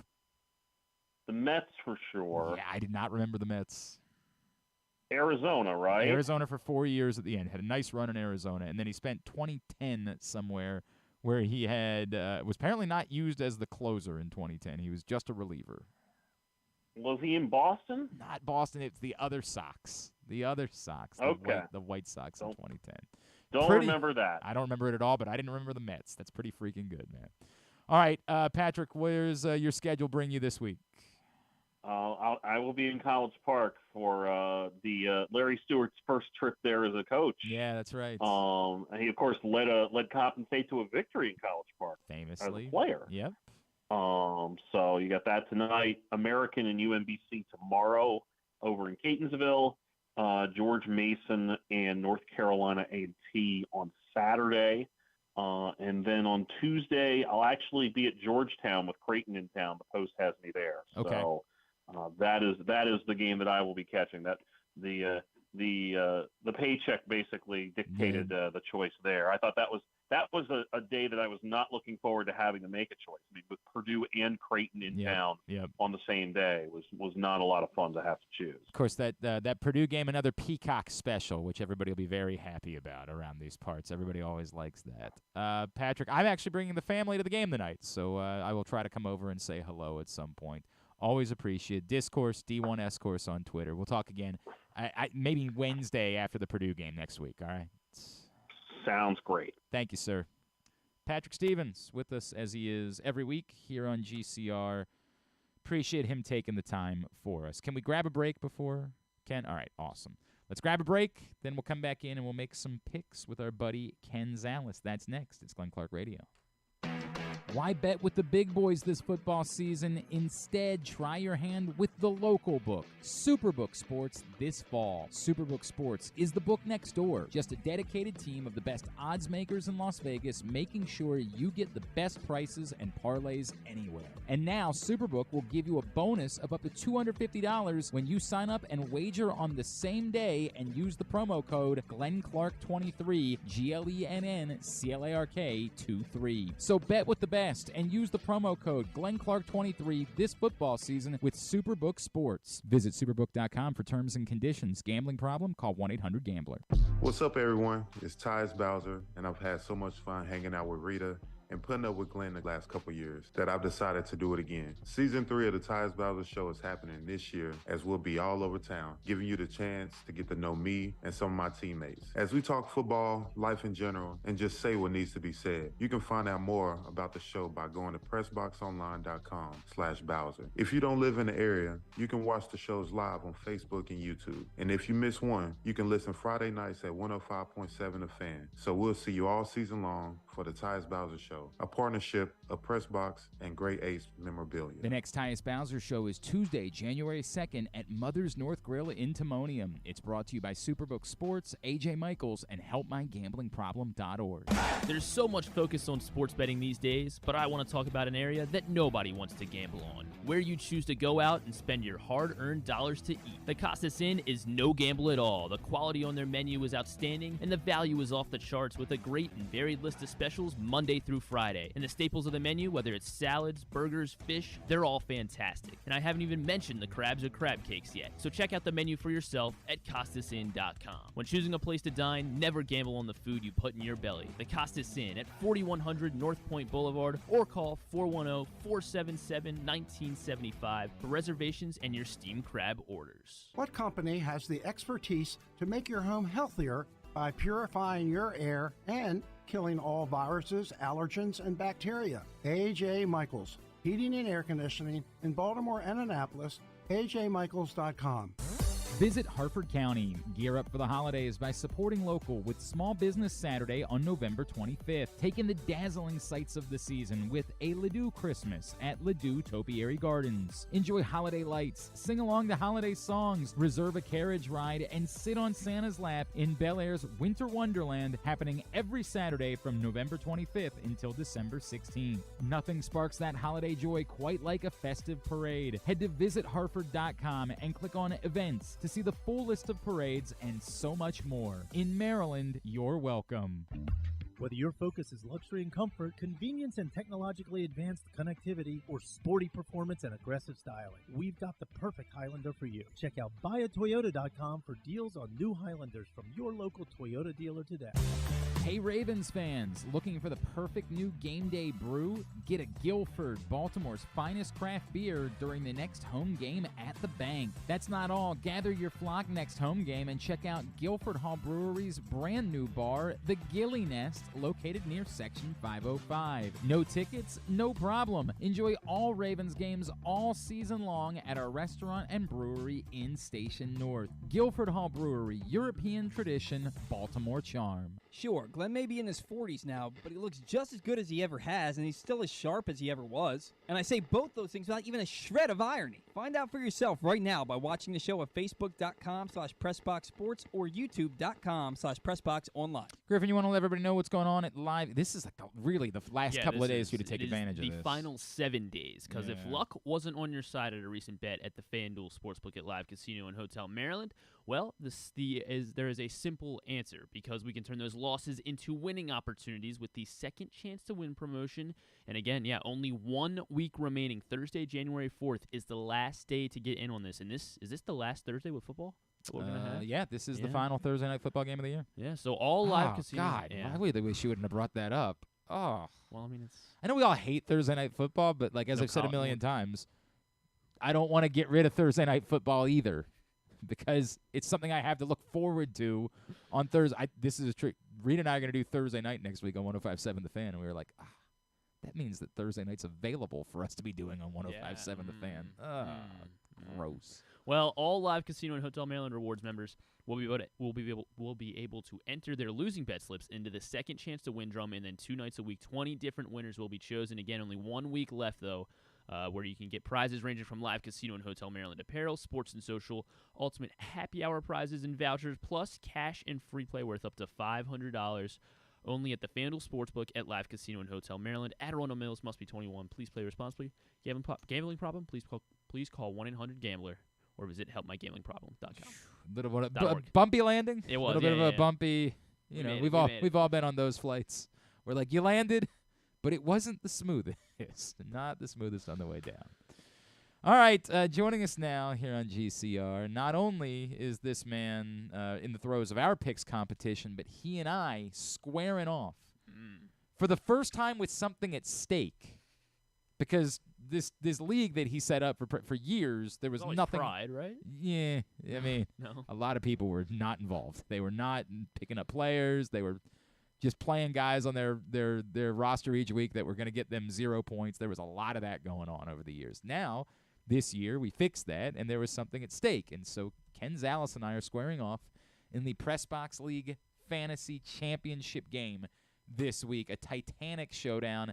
Zalis, you've got no chance. You're going down. Up yours. Screw you. Love you, pal. Happy New Year. Thanks for taking the time as always. Hey, according to those that place bets, you're like a 10-point favorite. So I don't know what you're talking about. Well, I did fall asleep at the wheel a little bit already though this week. I let Ken come in and scoop up Clyde Edwards-Helaire on the waiver You wire. did. Ken just made like 6 more moves, I think. What? Well, so here's my strategy at the end of fantasy football. If I'm not going to play them on my team, I'm going to pick up people that either block my opponent in case they have some injuries, or if there are injuries that could somehow sneak into my lineup. So I've made some moves to, in case I picked some up DeMarcus Robinson last second running backs don't play this week, that you may have some trouble picking up a running back. Glenn, I don't think you know what you're in for here, what you're dealing with. I mean, he picked up Eli Mitchell. Like, I don't think one, I don't have Christian McCaffrey, so like. Well, but here's the thing. Eli Mitchell, when he was healthy, he was getting more. I hear you. Touches a week. I'm not telling you it's insane what you're doing. I'm going to tell you, Eli Mitchell may get 10+ fantasy points this week. But you're not playing him. I know, but neither are you now. I understand. I wasn't going to be playing him either. Like That's I'm okay, not, but I don't know. I don't know what goes through your mind. There's a separation. Here's picking up Clyde Edwards-Helaire was very smart. Now we still don't know if Isaiah Pacheco is going to play or not this week, right? So it might ultimately be that it's a nothing burger, and Pacheco plays, and correct. You're neither playing Clyde Edwards-Helaire nor did you block me from somebody that I should have had. Still, I fell asleep at the wheel not grabbing him, right? I don't even know where our waiver. It might be that you would have had him anyway because of waiver wire priority. I'm not sure either. So, like that one, I give you credit for. The other ones, I have no problem with you doing them. They just don't move me in any way. Like that's fine. It's fine. Go. I understand your thought process in some bizarro world where Christian McCaffrey, knock on wood, because I am playing him in another league. Like if he were to tear his ACL today, you're right. Eli Mitchell becomes a thought process going into Sunday. So I understand where you're at. I don't feel great about I don't really know how my team's in the championship, truth be told, because should be me.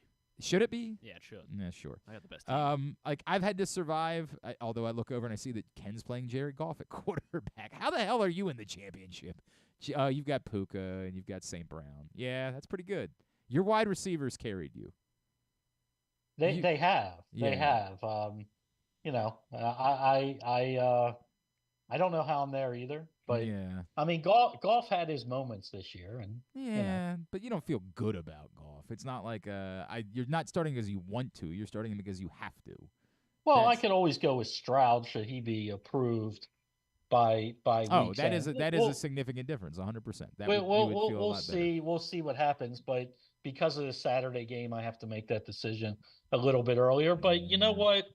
I said it before the season, as we all know, I was very bullish on the Lions this year and their offensive prowess. And you look at some of the championship teams that I'm playing this year, and I got a lot of Lions in a bunch of them. So, golf wasn't too bad.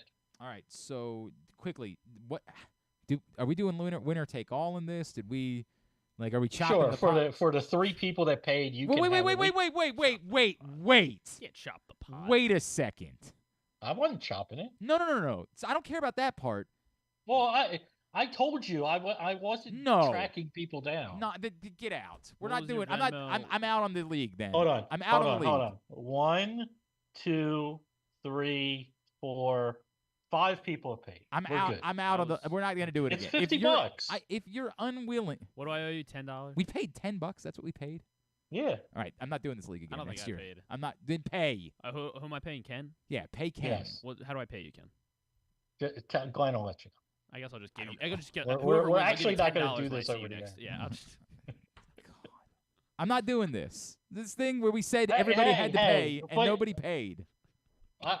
Glenn, it was the first time we did it after the draft. What do you want me to do? Next year will be different. We'll see what the rule change is for next year. Yeah, remember Andrew Stecca had to quit after the draft. Yes. Well, who picked up his team? My son. Did your son pay? Yes. Colson, did you pay? Colson says he paid. I don't know if I believe him or not. Did he pay? Did Colson pay? I'll have to go back and look. Yeah, It's been a while. Check the books. I'm assuming he did. John, what? What? No, the $10 for the fantasy league for Ken's fantasy league. Not Ken's fantasy league. Press boxes. Press boxes fantasy league. John Colson. I might win. Yeah, he says he paid. I don't know. You better check. We'll deal with it later. All right. John Proctor wants to know what is your. Go ahead. That at the start of the season. Well, he doesn't know. That's the point. He has no idea. So we're just asking. He swears that only half the league paid. I feel like I'm getting shorted over here if I win. You are. Now I'm gonna lose because I'm talking about this. But I It's paid, inevitable. and I will. Yeah, you better double check that. Oh no. I will double check because there's really only one way to pay me. All right. So, real quick. Venmo. Yeah. Anything else? No. All right. Thank you. That's John Colson stepping in, trying to. Oh, I'm there. Can we even talk about that or not? We are really excited about something. We're doing a promotion. Yeah.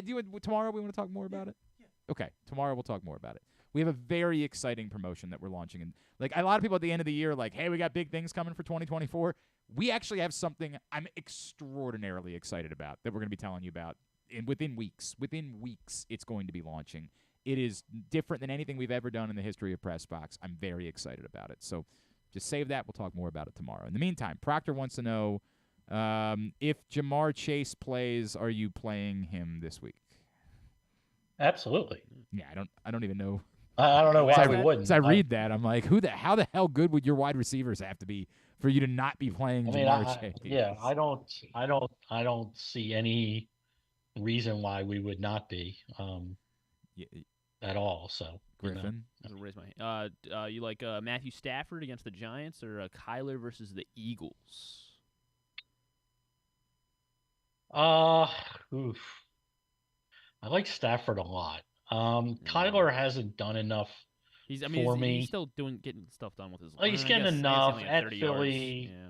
I'm gonna go Stafford. I mean, I think the Giants are done. They're just throwing everything to the wind at this point. So I'll take Stafford. I like that matchup. Giants haven't been good on the back end. Where are you with the Stafford versus Stroud thing? Because I'm.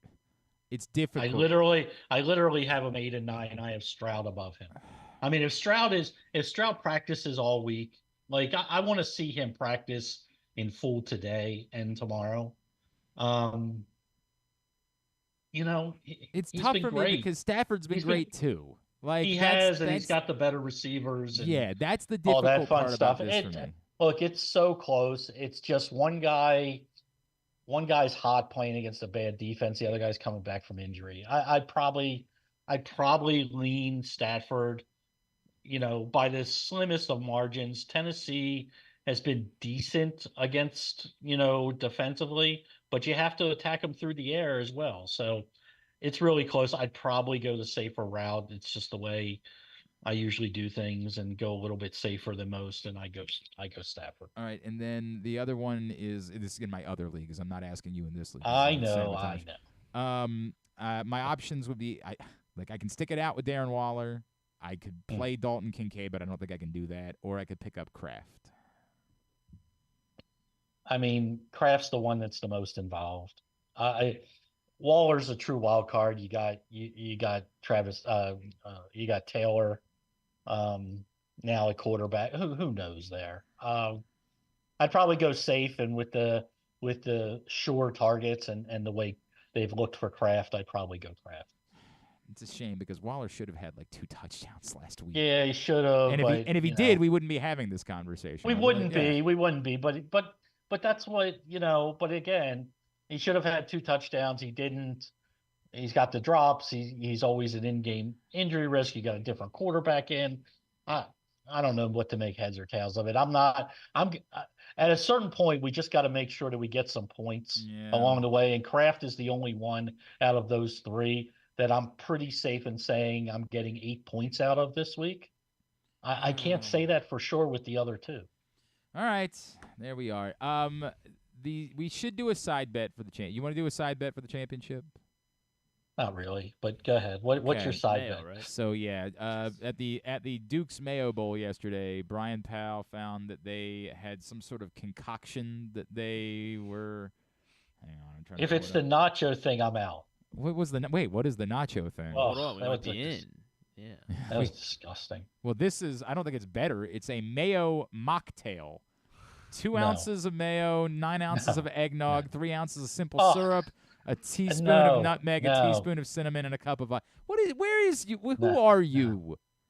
Who are you? I'm literally getting over a stomach flu, and you're doing this. Well, you don't have to. We could wait when you're in. Yeah, we could wait until you're not sick anymore. Sounds awful.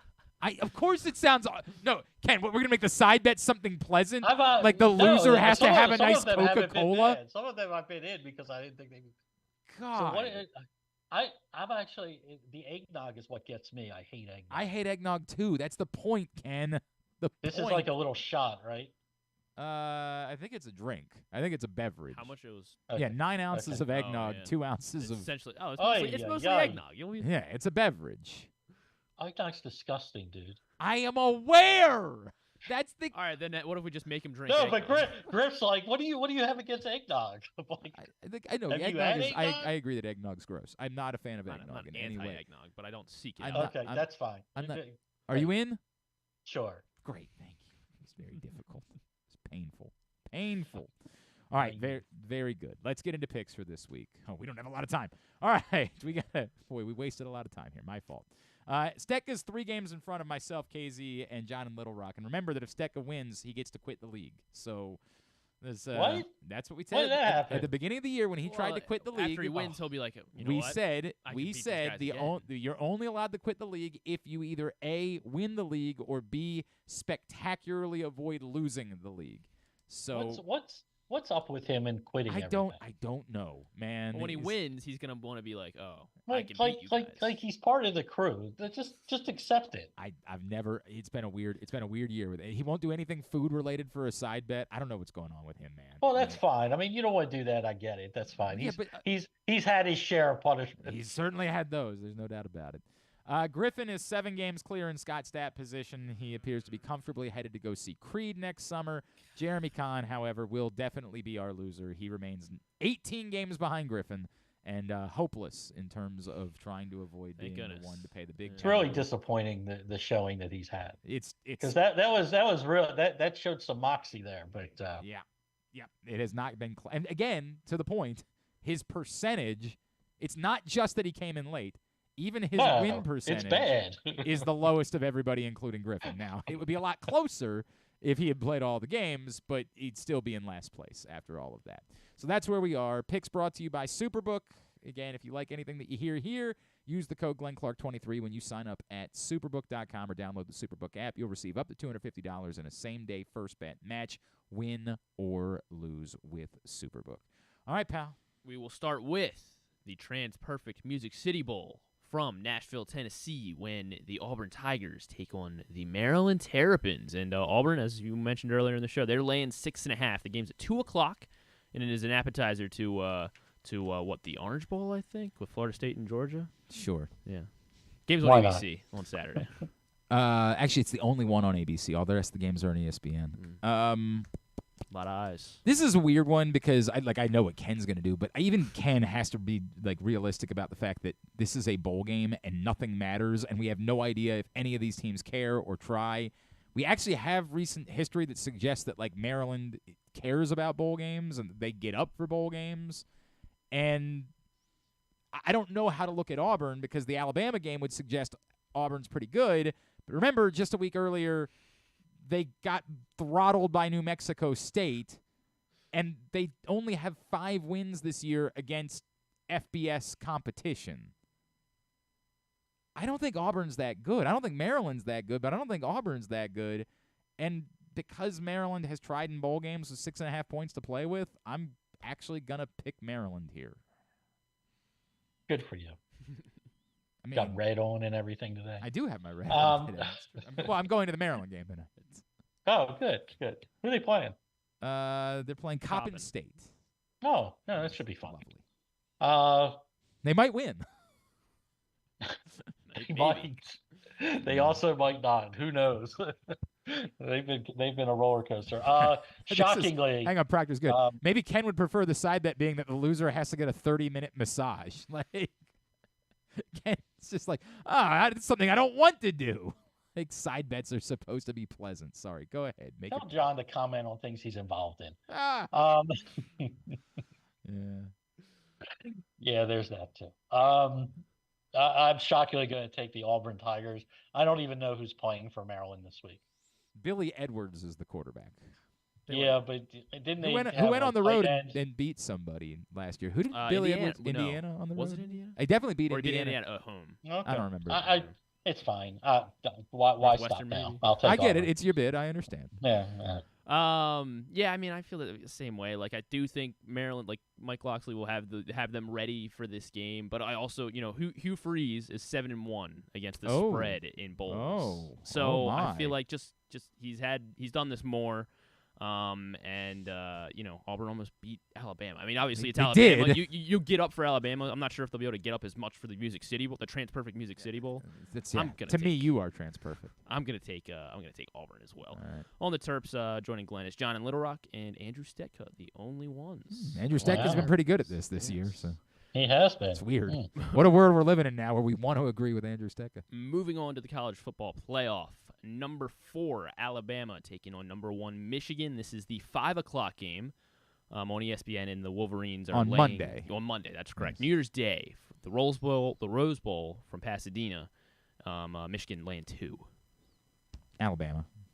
I mean, I don't want to be disrespectful towards Michigan, but like this is, and I do fear that what I'm doing is I'm playing into Alabama's been good in the past, so they're definitely going to be good again.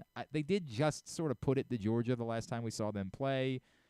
I think Michigan is as complete as Michigan's ever been, but my gut tells me Alabama's better. Alabama. Yeah, I'm going to go Alabama as well. Michigan struggled in this game in the past, so let's go with the hot team. I mean, it's tough to say that about a Michigan team not being hot, but they literally won all of their games. So. Yeah, but Alabama's just been really impressive to me as the season's gone on, and it's probably not a good thing to ever bet against them. So they're getting a couple of points. I'll take them. Yeah, I agree. I think this is gonna be a really good game. And I think it's gonna be really close. So I'll take. When the team catching points is Alabama, I will take Alabama. It's unfortunate that this is the semifinal again. I feel like this would have been a better national title game. We'll talk about that. We'll see. I mean, we'll see. We'll see. Yeah, I like Jalen Milroe a lot. In the second half we know of the that season. Kyle's taking Michigan. Is anybody else? We do know that Kyle's taking Michigan. Yeah, we're pretty split on this one. Okay. Paul is joining Kyle.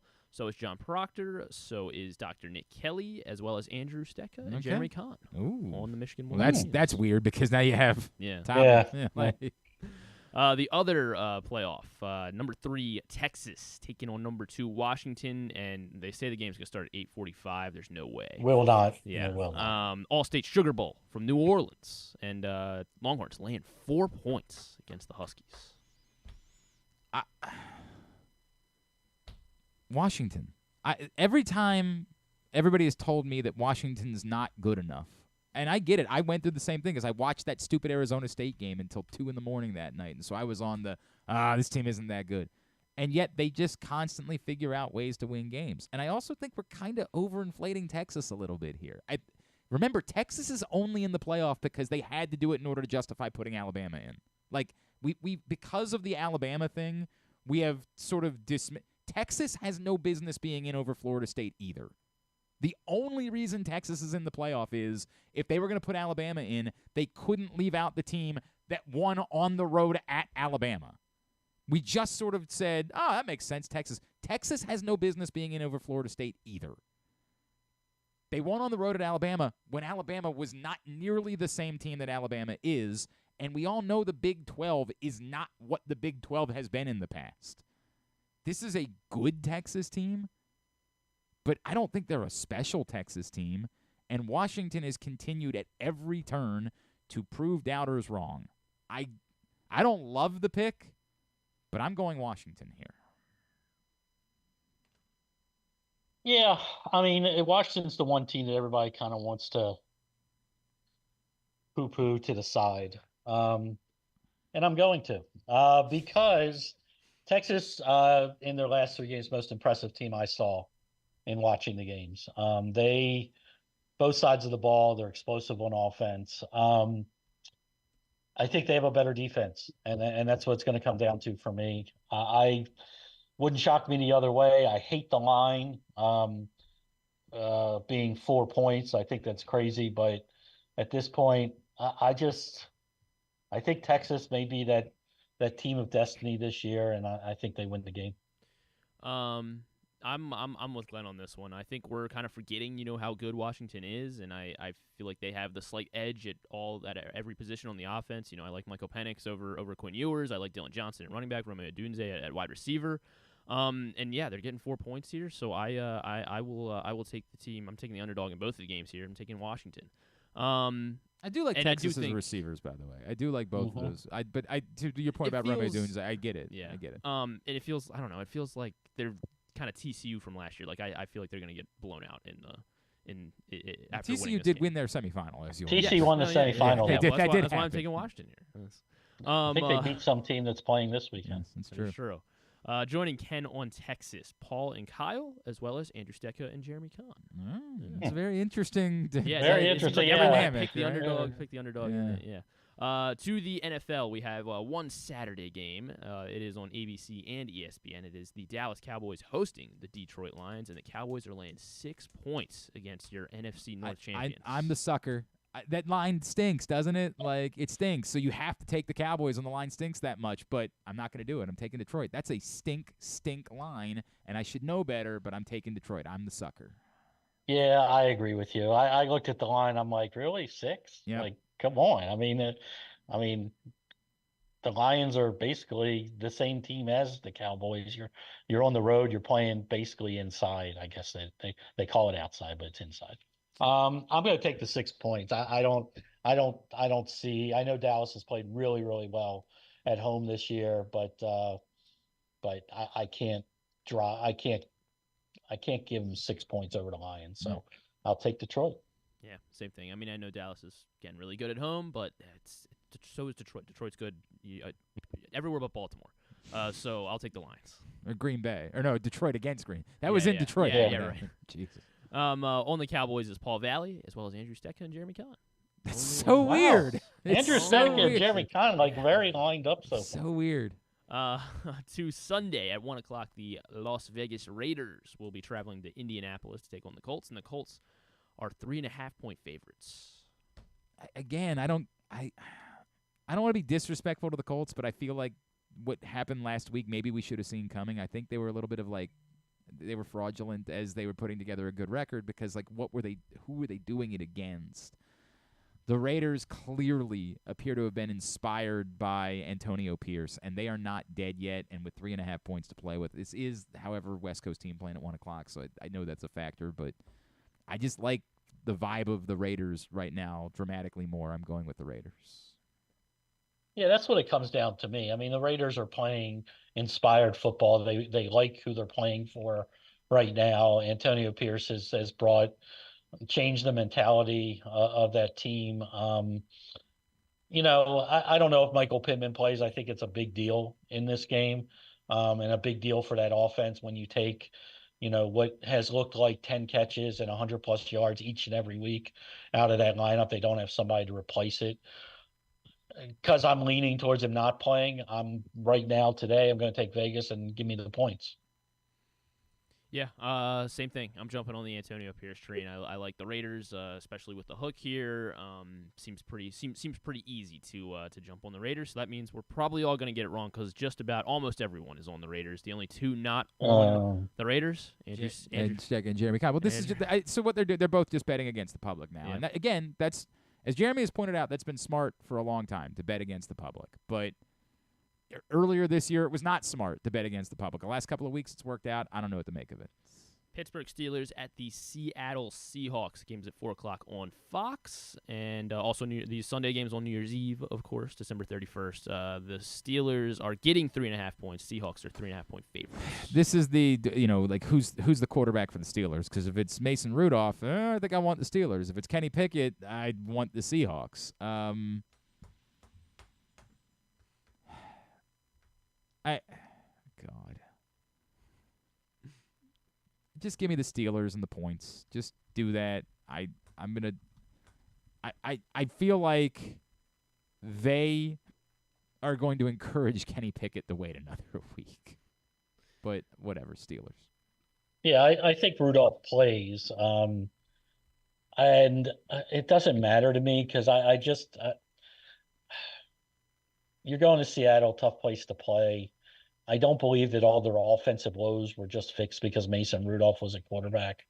I still think they have issues. So I'm going to take Seattle, is usually pretty good at home, and just go against it. You can't fool me because 1 week you looked semi-competent on offense. I mean, I usually default to the AFC North, but I have no idea. In this one, I haven't been good at picking Steelers games, so I'm going to break out the coin once again. The coin's 1-0 this season. So Coin's 1-0, okay. Yeah, Seahawks are at home, so they'll be heads. And so this is taking way too long, Griffin. I guess way too long. You need to. It is heads. Go okay, Seahawks. There we go. Go Hawks. There you go. Bengals. Oh, I guess I should tell everybody else what they're on. Glenn is on the Steelers. Joining Glenn is Kyle and Dr. Nick Kelly and Andrew and Jeremy Kahn on the Steelers. Cincinnati Bengals at the Kansas City Chiefs. The Chiefs are laying 7 points against the Bengals. This feels like it should be a get-right spot for Kansas City. The story of Orlando Brown missing his son's birth to go get his ass handed to him by the Pittsburgh Steelers is one of those, how do you get back up from that types of moments? I was a believer in the Bengals, and maybe I'm just overreacting. The line doesn't make sense given what the Chiefs have actually done, but ultimately, like an idiot, I'm going to pick the Chiefs. Chiefs. Yeah, I'm not going to be that idiot this week. It's 7 points. I get that Cincinnati's banged up, and I get it, but Kansas City just looks lost, and they've looked lost for a while. And even when they were good, they really didn't cover big numbers.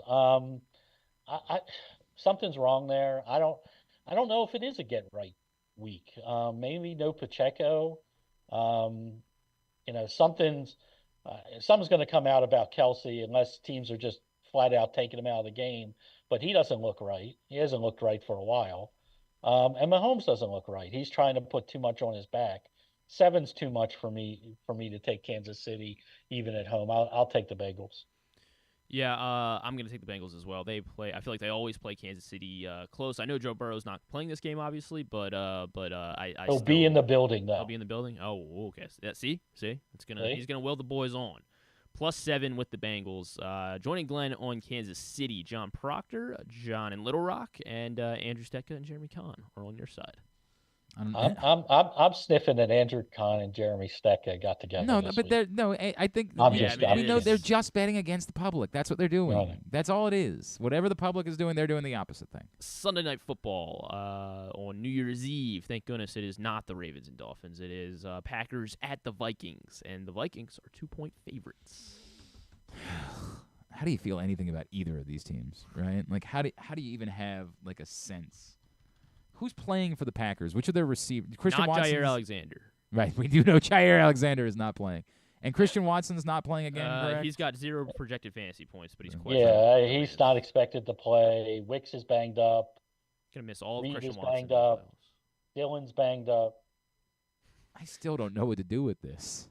On the other side, it's whatever. Minnesota. I don't care. I don't know. Fine. This is a coin flip for me. Just Minnesota. Yeah, I was on Minnesota all week, and I was going back and forth. I was like, for some reason, these rivalry games and divisional games are just weird to me. And Green Bay has gotten up for these type of games, as we saw, on Thanksgiving.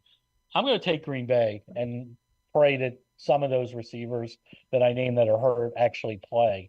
Minnesota doesn't, they looked okay last week, but I don't know how much they have left in the tank. It looks like they not going to make the playoffs now. So I'll take the Packers. I'm all over the Vikings. I mean, the Packers are going to miss the playoffs now after this stupid Jair Alexander stunt. They don't deserve. They're not going to win. I think I think the football gods will reward them with a big loss here to the Vikings on New Year's Eve. So I will take Minnesota along with Glenn. Also in Minnesota, Kyle Ottenheimer, John in Little Rock, and Andrew Stecca and Jeremy Connor flipped. Stecca is on the Vikings. Must mean that the public is 50-50 on this one. 50-50, yeah. Finally, last game on the slate, it is the Dolphins at the Baltimore Ravens, and the Ravens laying 3 points against Miami. I don't feel strongly about it, but there's just no you can't bet against the Ravens at the moment. The Ravens is the pick.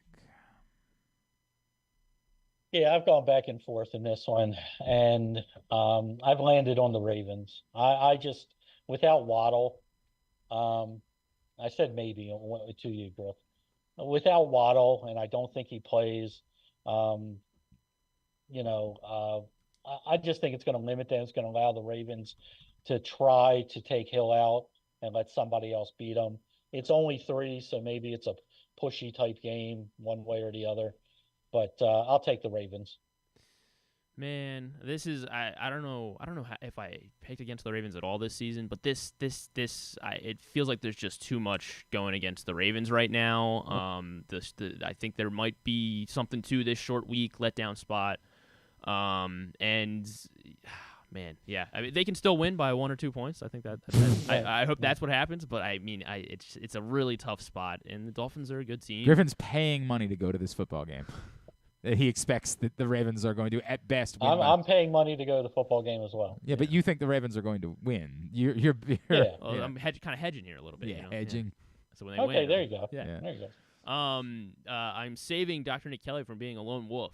We're the only two on the Miami Dolphins, myself and Nick. Wow. Yeah. Very good. Very good. Well, Ken Zalis, I look forward to you shaking down everybody for their money this week. And then after you do that, me feeling very stupid because I lose anyway. But I look forward to it. We should have some fun with the family. Griff, he's plus 15. What do you think? Glenn is. I would bet you in that scenario. 100. He's plus 15. He's plus 15 according. I would definitely You're bet getting you. 15 points in a fantasy matchup. Yeah, I'm taking I Glenn. definitely. No. I'm plus 15. Yeah. Do you mean I'm the favorite? You're minus 15. Yeah, thank you. I'm like, Ken, wait, yeah, I just realized what you said. Yeah, I'm taking Ken. I'll take Ken getting points. Yeah, I would 100%. Can get points in a fantasy matchup. Yeah, I would definitely take Ken in that spot. I would definitely do that. Looking forward to it. It'll be fun. We will talk to you again next Thursday. Appreciate you, bud. Sounds good, man. Talk to you soon. Ken Zalis with us here on GCR for Picks. Today's show also brought to you by your local Toyota dealer and buyatoyota.com. The Toyota Tacoma comes in a range of models and trim lines, so you can choose the perfect Tacoma to reflect your unique personality and driving habits. Check out buyatoyota.com for deals on new Tacomas from your local Toyota dealer today. I may regret it, but I feel like we should take a break here. I mean, Tommy Davidson's scheduled to call in at the end of the show. I love Tommy. He's one of the funniest men, in modern history. I love Tommy. But I don't know if, he's doing, a tour today, and so he's running behind. There it is. That's why we knew we shouldn't take a break. By the way, I'm with Griffin. The Packers, the thing with Jair Alexander is way over the top. And it feels like there's got to be something else to the story. It feels like there's got to be, I don't know what it is. I don't know if it's that he was unrepentant afterwards, he was a complete a-hole about it. But in no world, as bad as that was, as silly as it was, in no world is it worthy of suspension over. So it just makes me think that they approached him about it afterwards, and he was a total a-hole about it, and they were like, all right, dude, we got no choice now. If you're not willing to recognize that you can't do that, then we have to penalize you something. Because that alone, again, dumb, stupid, silly, but at the same time, suspension, hurting your team further over it, way over the top. Way over the top. All right, the great Tommy Davidson will join us next as we continue along here in a Thursday edition of Glenn Clark Radio.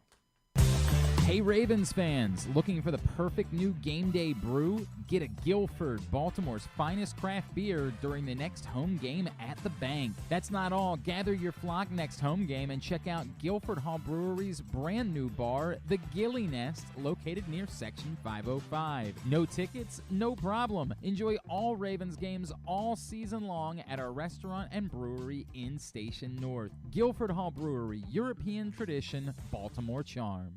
Come for a game, stay for everything else. Book an unforgettable fall getaway in Charm City. Enjoy only in Baltimore festivals, mouthwatering eats, and endless entertainment. Treat yourself to a staycation in the heart of downtown, or try one of the city's many charming neighborhood hotels. And don't miss out on packages for free parking, breakfast, and more. Plan your stay at baltimore.org/hotels. Why bet with the big boys this football season? Instead, try your hand with the local book, Superbook Sports, this fall. Superbook Sports is the book next door. Just a dedicated team of the best odds makers in Las Vegas, making sure you get the best prices and parlays anywhere. And now, Superbook will give you a bonus of up to $250 when you sign up and wager on the same day and use the promo code GlennClark23, GLENNCLARK23. So bet with the best and use the promo code GlennClark23 this football season with Superbook Sports. Visit superbook.com for terms and conditions. Gambling problem? Call 1-800-GAMBLER. 6 chicken tenders made from fresh, never frozen Royal Farms world-famous chicken, a family-sized order of Western fries, honey mustard dipping sauce, and a 2-liter bottle of Dr. Pepper. It's Royal Farms' new Tucker's Tenders Meal. It's Justin Tucker's favorite, and at only $19.99, it'll be your favorite meal, too. The new Tucker's Tenders Meal, available only at Royal Farms. Now you can kick back, relax, and eat like a champion. Real fresh, real fast, Royal Farms. Gambling can be a fun and entertaining experience, but there are risks involved. If you're planning on betting on the game at the casino or on your phone or computer, know your limit, stay within it. Set a budget and a time to stop. Remember, gambling isn't a financial solution, and it doesn't mix well with alcohol or drugs. Know the risks and have a plan before you begin gambling. For free and confidential services, call 1-800-GAMBLER 24/7 or go to helpmygamblingproblem.org. Brace yourselves for an unparalleled game day experience at the new Green Turtle Bet Park Sportsbook in Canton and Towson. Experience the thrill of live, in-person betting with Baltimore's only state-of-the-art Vegas viewing TV experience. Choose between a person-to-person experience with their on-site tellers or the convenience of their self-bet kiosks to place your bets. Gather your betting buddies and head over to the Green Turtle Bet Park Sportsbooks today. Green Turtle Bet Park Sportsbooks in Towson and Canton, the ultimate destination for game day excitement, great food, and live in-person betting. Must be 21. Please play responsibly. Gambling problem? Go to mdgamblinghelp.org. What company has the expertise to make your home healthier by purifying your air and killing all viruses, allergens, and bacteria? A.J. Michaels, Heating and Air Conditioning in Baltimore and Annapolis. ajmichaels.com. Make the most out of every day in your Toyota RAV4. Available in hybrid or gas-only models. A RAV4 can get you where you want to go in style. Check out buyatoyota.com for deals on new RAV4s from your local Toyota dealer today. Make sure you tuned in every Tuesday for PressBox Fantasy Football analyst Joe Serpico to get you ready for your Waiver Wire Wednesday, brought to you by Live Casino and Hotel. And if you have other fantasies you want fulfilled, subscribe to Glenn and Jeremy Kahn's OnlyFans page at... Wait, are people supposed to know about that? Just a reminder, there was no Stand the Fan shows this week, taking the week off for the holiday, but back in action coming up on Monday when Stan, Ross, and Luke will get back together to talk baseball with you.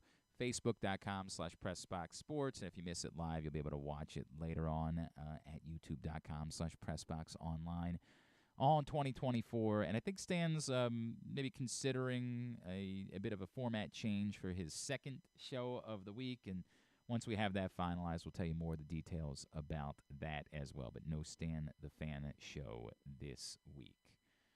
All right. I feel like there was one other thing that was on my list that I wanted to get to and that we haven't had a chance to get to, and I don't remember what it was. Oh, gosh. It was... Oh, the Kevin Durant thing. Yeah, I don't... As a Suns fan, I'm not really interested in talking about it because it's depressing. But, I don't know. It ain't good. I know that much. It ain't good. And if he is upset, it's kind of hard to blame him. The Suns stink. Now, he kind of knew that was going to be the case after the trade. Like, they had to clear everything out in order to get him and Bradley Beal. They weren't going to have anything at that point. So, it kind of is what it is. This weekend, obviously lots of ways you can celebrate the new year, and one of those would be really cool. You could be watching one of the great comedians of our time at the Baltimore Comedy Factory all throughout the weekend, including Sunday night, the 10:30 show leading into the new year. Joining us now, man who grew up in Maryland and is back in this neck of the woods, he is the great Tommy Davidson, and he's back with us here on GCR. Tommy, it's Glenn in Baltimore. It's always a thrill for me to get to chat with you, sir. Thank you for taking the time for us. Oh, man, beautiful words. Of our time, comedian of our time. I mean this, too. Look, I don't mean to just kiss your ass the whole time, although, you deserve it. Like, the fact that, and every time you come to town, you always spend time with us. Like, it always, like, pinches me. I was someone who, like, grew up, I was very young watching In Living Color, and I was so mesmerized by what I was watching. It was so different. It was so unique. And I do wonder, because I don't know that we've ever really talked about it, how much you knew in those moments that, like, what you guys were doing was going to be transcendent, was going to stand the test of time. Like, people would still be talking about it decades later versus, dude, we were just trying to make a TV show at the time. We weren't thinking about any of that stuff. We knew it was going to be incredible because we all knew each other from the clubs. Yeah. So when they finally scraped the foam off the top and the final cast, we looked at each other. This is before Jamie Foxx and Jennifer Lopez, the original cast. We looked at each other and said, "Oh man, we are going to do some really, really, really great work." But no one could have predicted that 27 years ago, we'd be on the phone talking about it like it was just yesterday. Yeah. Dude, And then all of us are we're a part of the entertainment society. Like we have a societal impact on we just had a societal impact. Correct. What you're speaking to, I think, is obviously the next step of it, right? Which is that, and I, as a suburban white guy, I can't understand it quite as much. But for so many people, seeing what you guys were doing, seeing a cast that was largely black, that was entertainers that maybe they hadn't It's funny because we talk about this a lot in Baltimore with Lamar Jackson and how much more he means beyond just being a quarterback because of what he's representing. And I feel like that part of it for you guys extraordinarily significant, right? That, like, in a prime spot on television, you were representing culture in a way that had never been represented before. Yeah, and what it was kind of like splitting the atom, for splitting the societal atom. With Jim and Kelly on our show, what happened this is only my perception of it. What happened was America really could finally laugh together. Together. There was kind of a divide there, somewhere in between the 66 and the Mary Tyler Moore show and the stuff, Andy Griffith and all that stuff. Then here comes some early black sitcoms with Red Fox and Sanford and Son and the Jeffersons, and this thing. So, really we were all laughing at the same things at home, but not together. What terrifies me in what you're saying is that the truth might be that there was a point in entertainment where the joke was being black, right? Like that was the punchline, right. Is that just make the character blacker and then everybody will laugh at it, right? Like that's what you were dealing with, and now it was like we're changing this. We're introducing black comedy to an entire different group of people, and obviously what we've seen since then, it changed the world in that way. It changed the world in that sense. Yeah. But the thing that I know is that whites breathed a sigh of relief because they were like, okay, I can laugh at this stuff. Mm. You know what I mean? Mm. This is a part of me. Wait a second. I'm a part of this. You know what I mean? Dude. And they wanted their kids to watch it, because we're all on this hip trip, right? Dude. And so it's finally, they didn't have, like if because I'm half white. You can't tell unless you look at my hands. But you said a suburban white guy. I was, because my family was white, but here I was black, right? Yeah. And I know for a fact, there could be a bunch of black people in the elevator laughing, and a white person could be in the elevator and wishing you could laugh with them. Yeah. You know what I'm saying? I know that like moment I want in. Yeah. That I want in. I want in on that circle that's over in the corner of the high school, sitting on the bleachers, fucking rolling. you know what I mean? Tommy Davidson. That is this weekend, Baltimore Comedy Factory. That is so tremendous. All right, so I'll move on from In Living Color, and I have so much I want to cover with you, but okay. Just give me the impression. Like, I feel like Michael Jackson would be an easy one. I think everybody loved your hammer. Like, what was the one for you that you loved doing the most at that time? Probably was Sammy Davis Jr. Okay. And Spike Lee. Because they were different. They were Sammy Davis Jr. was a superstar. And Spike was a star in his own right, Sure. And I guess the best one the one that was really my favorite was Sugar Ray Leonard. Because I'm from Maryland. Oh, yeah. No one ever did it before. No one ever did it before. I defined him as a classical a part of Americana by doing his impression. That solidified him, That's a great point, right? Like that he was a boxer, but maybe not a pop culture figure in the same way. Right. Right. So when I was able to do his impression along with Mike Tyson's and Ali, yeah, you see, yep. What it did was it defined him as, Mount Rushmore. Really. That's wild to think about. Have you ever had a conversation with him about that? Oh my God, we became best of friends. But I hadn't met him, until then, and I was doing an interview with him in New York City, and I started doing an impression of him right in front of him, right? And he looked at me for 1 second, man, and I was like, "Whoa, this guy knocks people out for a living." Yeah, he might murder you. He just looked. Yeah, he looked at me for a couple of seconds, like, I can hurt you, right? Right. And I felt it too. And yet, he was good with it. Oh yeah. I'm one of his favorites. That's awesome. I got to be a lot of people's favorites. That's awesome, man. That's been the big blessing in my life. I got to be so many people's favorites. I was Luther Vandross's. I'm Luther Vandross's favorite. I'm Patti LaBelle's favorite. Jeez. I'm Kenny G's favorite. Jeez. I'm Michael Jordan's favorite. I'm Magic Johnson's favorite. I'm Stevie Wonder's favorite. I'm George Lucas's favorite.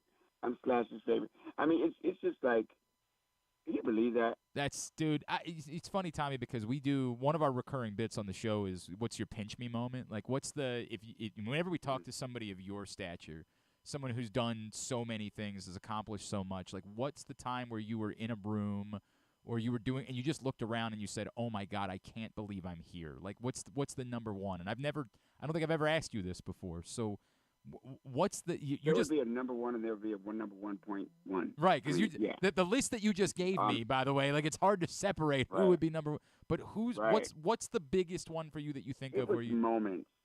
Okay, 2 big moments. Stevie Nicks.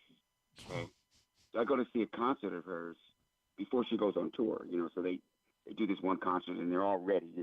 Okay, we're gonna do this show on the road, right? So it's over at Paramount Studios in the big studio, because they've been rehearsing this concert. So I go over there. My publicist says, "You want to go?" I'm like, "Yeah." So I go, and she's like, after it, she's like, "You want to meet her?" I was like, "Yeah." So I go into the room where she is, and she goes, "Tommy Davidson." Wow. Dude. And she said, "You saved my life, dude." And I was like, "Huh?" She said, "I was fat. I was mad at the world. I was going through a breakup. And I put in your specials back to back on VCR and got on my treadmill and got myself together." Holy crap. Laughing the whole way. Holy crap. Yeah. I'm in a club called Cobb's, in a comedy club called Cobb's up in Frisco. And there's this famous music club up the street. So a friend of mine says, hey, man, Carlos Santana, War, and Tower Power are playing next door. Do you want to come? I was like, yeah. So I went down there, and you know, everybody's after the concert, everybody's, you know, I want to meet Carlos, you know what I mean? So we're all in the line downstairs, the cool line, but I'm in the back, like, and the guy sticks his head out and goes, Tommy, Carlos said, just come on, man. And I just come back there. It's the first time I'm meeting him. He goes, man, the movie Bamboozle that you did, it was one of the best movies I've ever seen. And your performance in it was, like, impeccable, bro. God, that's so like, cool. That's so cool. Or George Lucas. I'm at the Comedy Fest in Aspen. Nobody's paying me any attention, man. You know, everybody's there, right? And we were doing a symposium for In Living Color. So American Graffiti did theirs first. The whole cast was there. George was there, right? And then they came to ours, right? So I'm up in my room, and I get a knock on the door from this actress, Troy Bear. And she says, George wants to have lunch with you. I was like, huh? What? George Lucas wants to have lunch with you. God. I was like, are you serious? And Chris Albrecht and all the biggie muckety mucks are in the lobby, you know? And I go, man, and we have an hour and a half lunch. And he just laid it all out for me, man. He just told me, you know, he just shared with me his little secrets, you know? He said, Tommy, to this day, no one has ever said yes to any of my projects. I've always had to convince them to do it. Really? And if they didn't do it, I just did it. Must be. By the way, Indiana Jones. He said all of them. Must be nice to be George Lucas and just be able to have the power to just say, I'm just going to go ahead and make it anyway. Right? Yeah. Yep. That is. Yep. So it's like those type of things, you know, for a little boy from Silver Spring, Maryland. Man, that's cool. That's so cool. You know, growing up on AM and FM radio. You know, wondering what it's like to be the Jackson 5 and Grand Funk.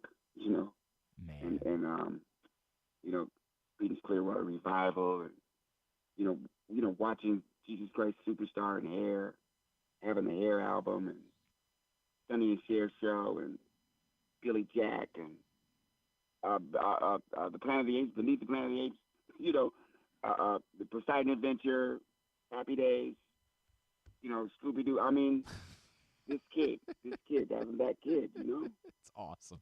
Tommy Davidson. Yeah, man. BaltimoreComedy.com right now to get your tickets for this weekend. Tommy, if I could, and I know we can't keep you all day, can I squeeze two in real quick? Yeah. So, one, I always wondered, Booty Call to me is one of my favorite movies of that era, right? Like, everybody thinks of the same. Go ahead. I want to hear this. The same scene that everybody thinks of in Booty Call is, of course, the plastic wrap scene, right? Like, It is the defining scene within what is a fun film. It's obviously funny, but it's more just a great time. If you've never seen Booty Call, the concept is very simple. Got to get a condom. It's just a romp from there is what it is. Right. But the plastic wrap scene, did you know immediately, like, oh, okay, this is perfect? Did you have any trepidation of people are going to think of me as the guy that wrapped himself up in plastic for the rest of my life? Like when you saw that as you were reading through the script for Booty Call. Yeah. The director held me back for the first 2 months of that shoot. So we did that shoot for 4 months, right? Okay. So, and he told me at the very beginning, he said, you're going to be losing your mind because Jamie's going to be doing all the comedy stuff. You know, because you're playing the straight. Right. I'm going to hold you back a little bit. But I'm going to let you go halfway through. That was the day he let me go. You know what I mean? And I said, and I looked at that saran wrap. I said, I'm going to make this work. Me and this saran wrap we're going to turn this thing out. And I actually brought the saran wrap alive like it was attacking me.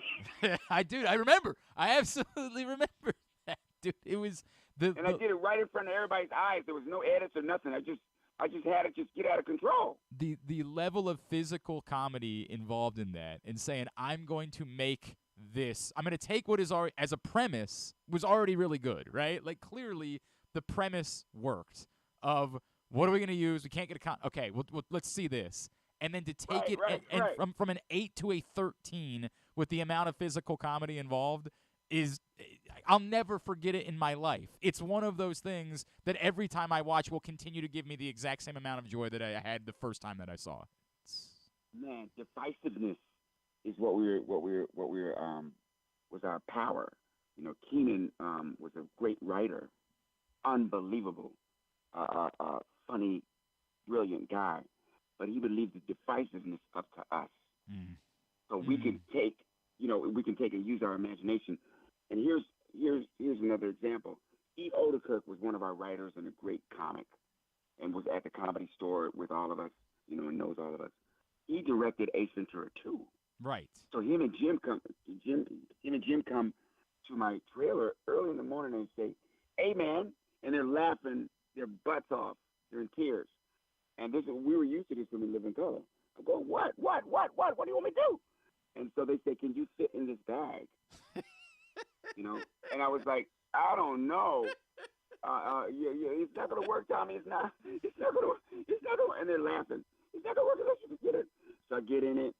I lean down, kneel down. They close it, and they said, "Can you stay in that?" I said, "I can stay in that for about 10 minutes." They said, "That's all you need." Yeah. Man, and they described, And they let you out. It, we did it. History, man. That I know the exact. Oh God, that gives me so much joy. Oh, it gives me so much joy. As soon as they opened the bag, I jumped out. Right. You just shot out, right? Right. Oh. It's like we can always add that extra zing. Oh. That's why I love to hear you saying that we're a mainstay, because our uniqueness was our effort. Yeah, the level beyond just the writing, the level beyond just yeah. Right. We went past a Saturday Night Live because we were willing to go. We were like Star Trek Enterprise, man. Oh, all right. And I don't think anybody has hit that level yet. So I asked this because I'm going to try to get out this weekend. I've got to work around with the kids, but I'm going to try to get out this weekend.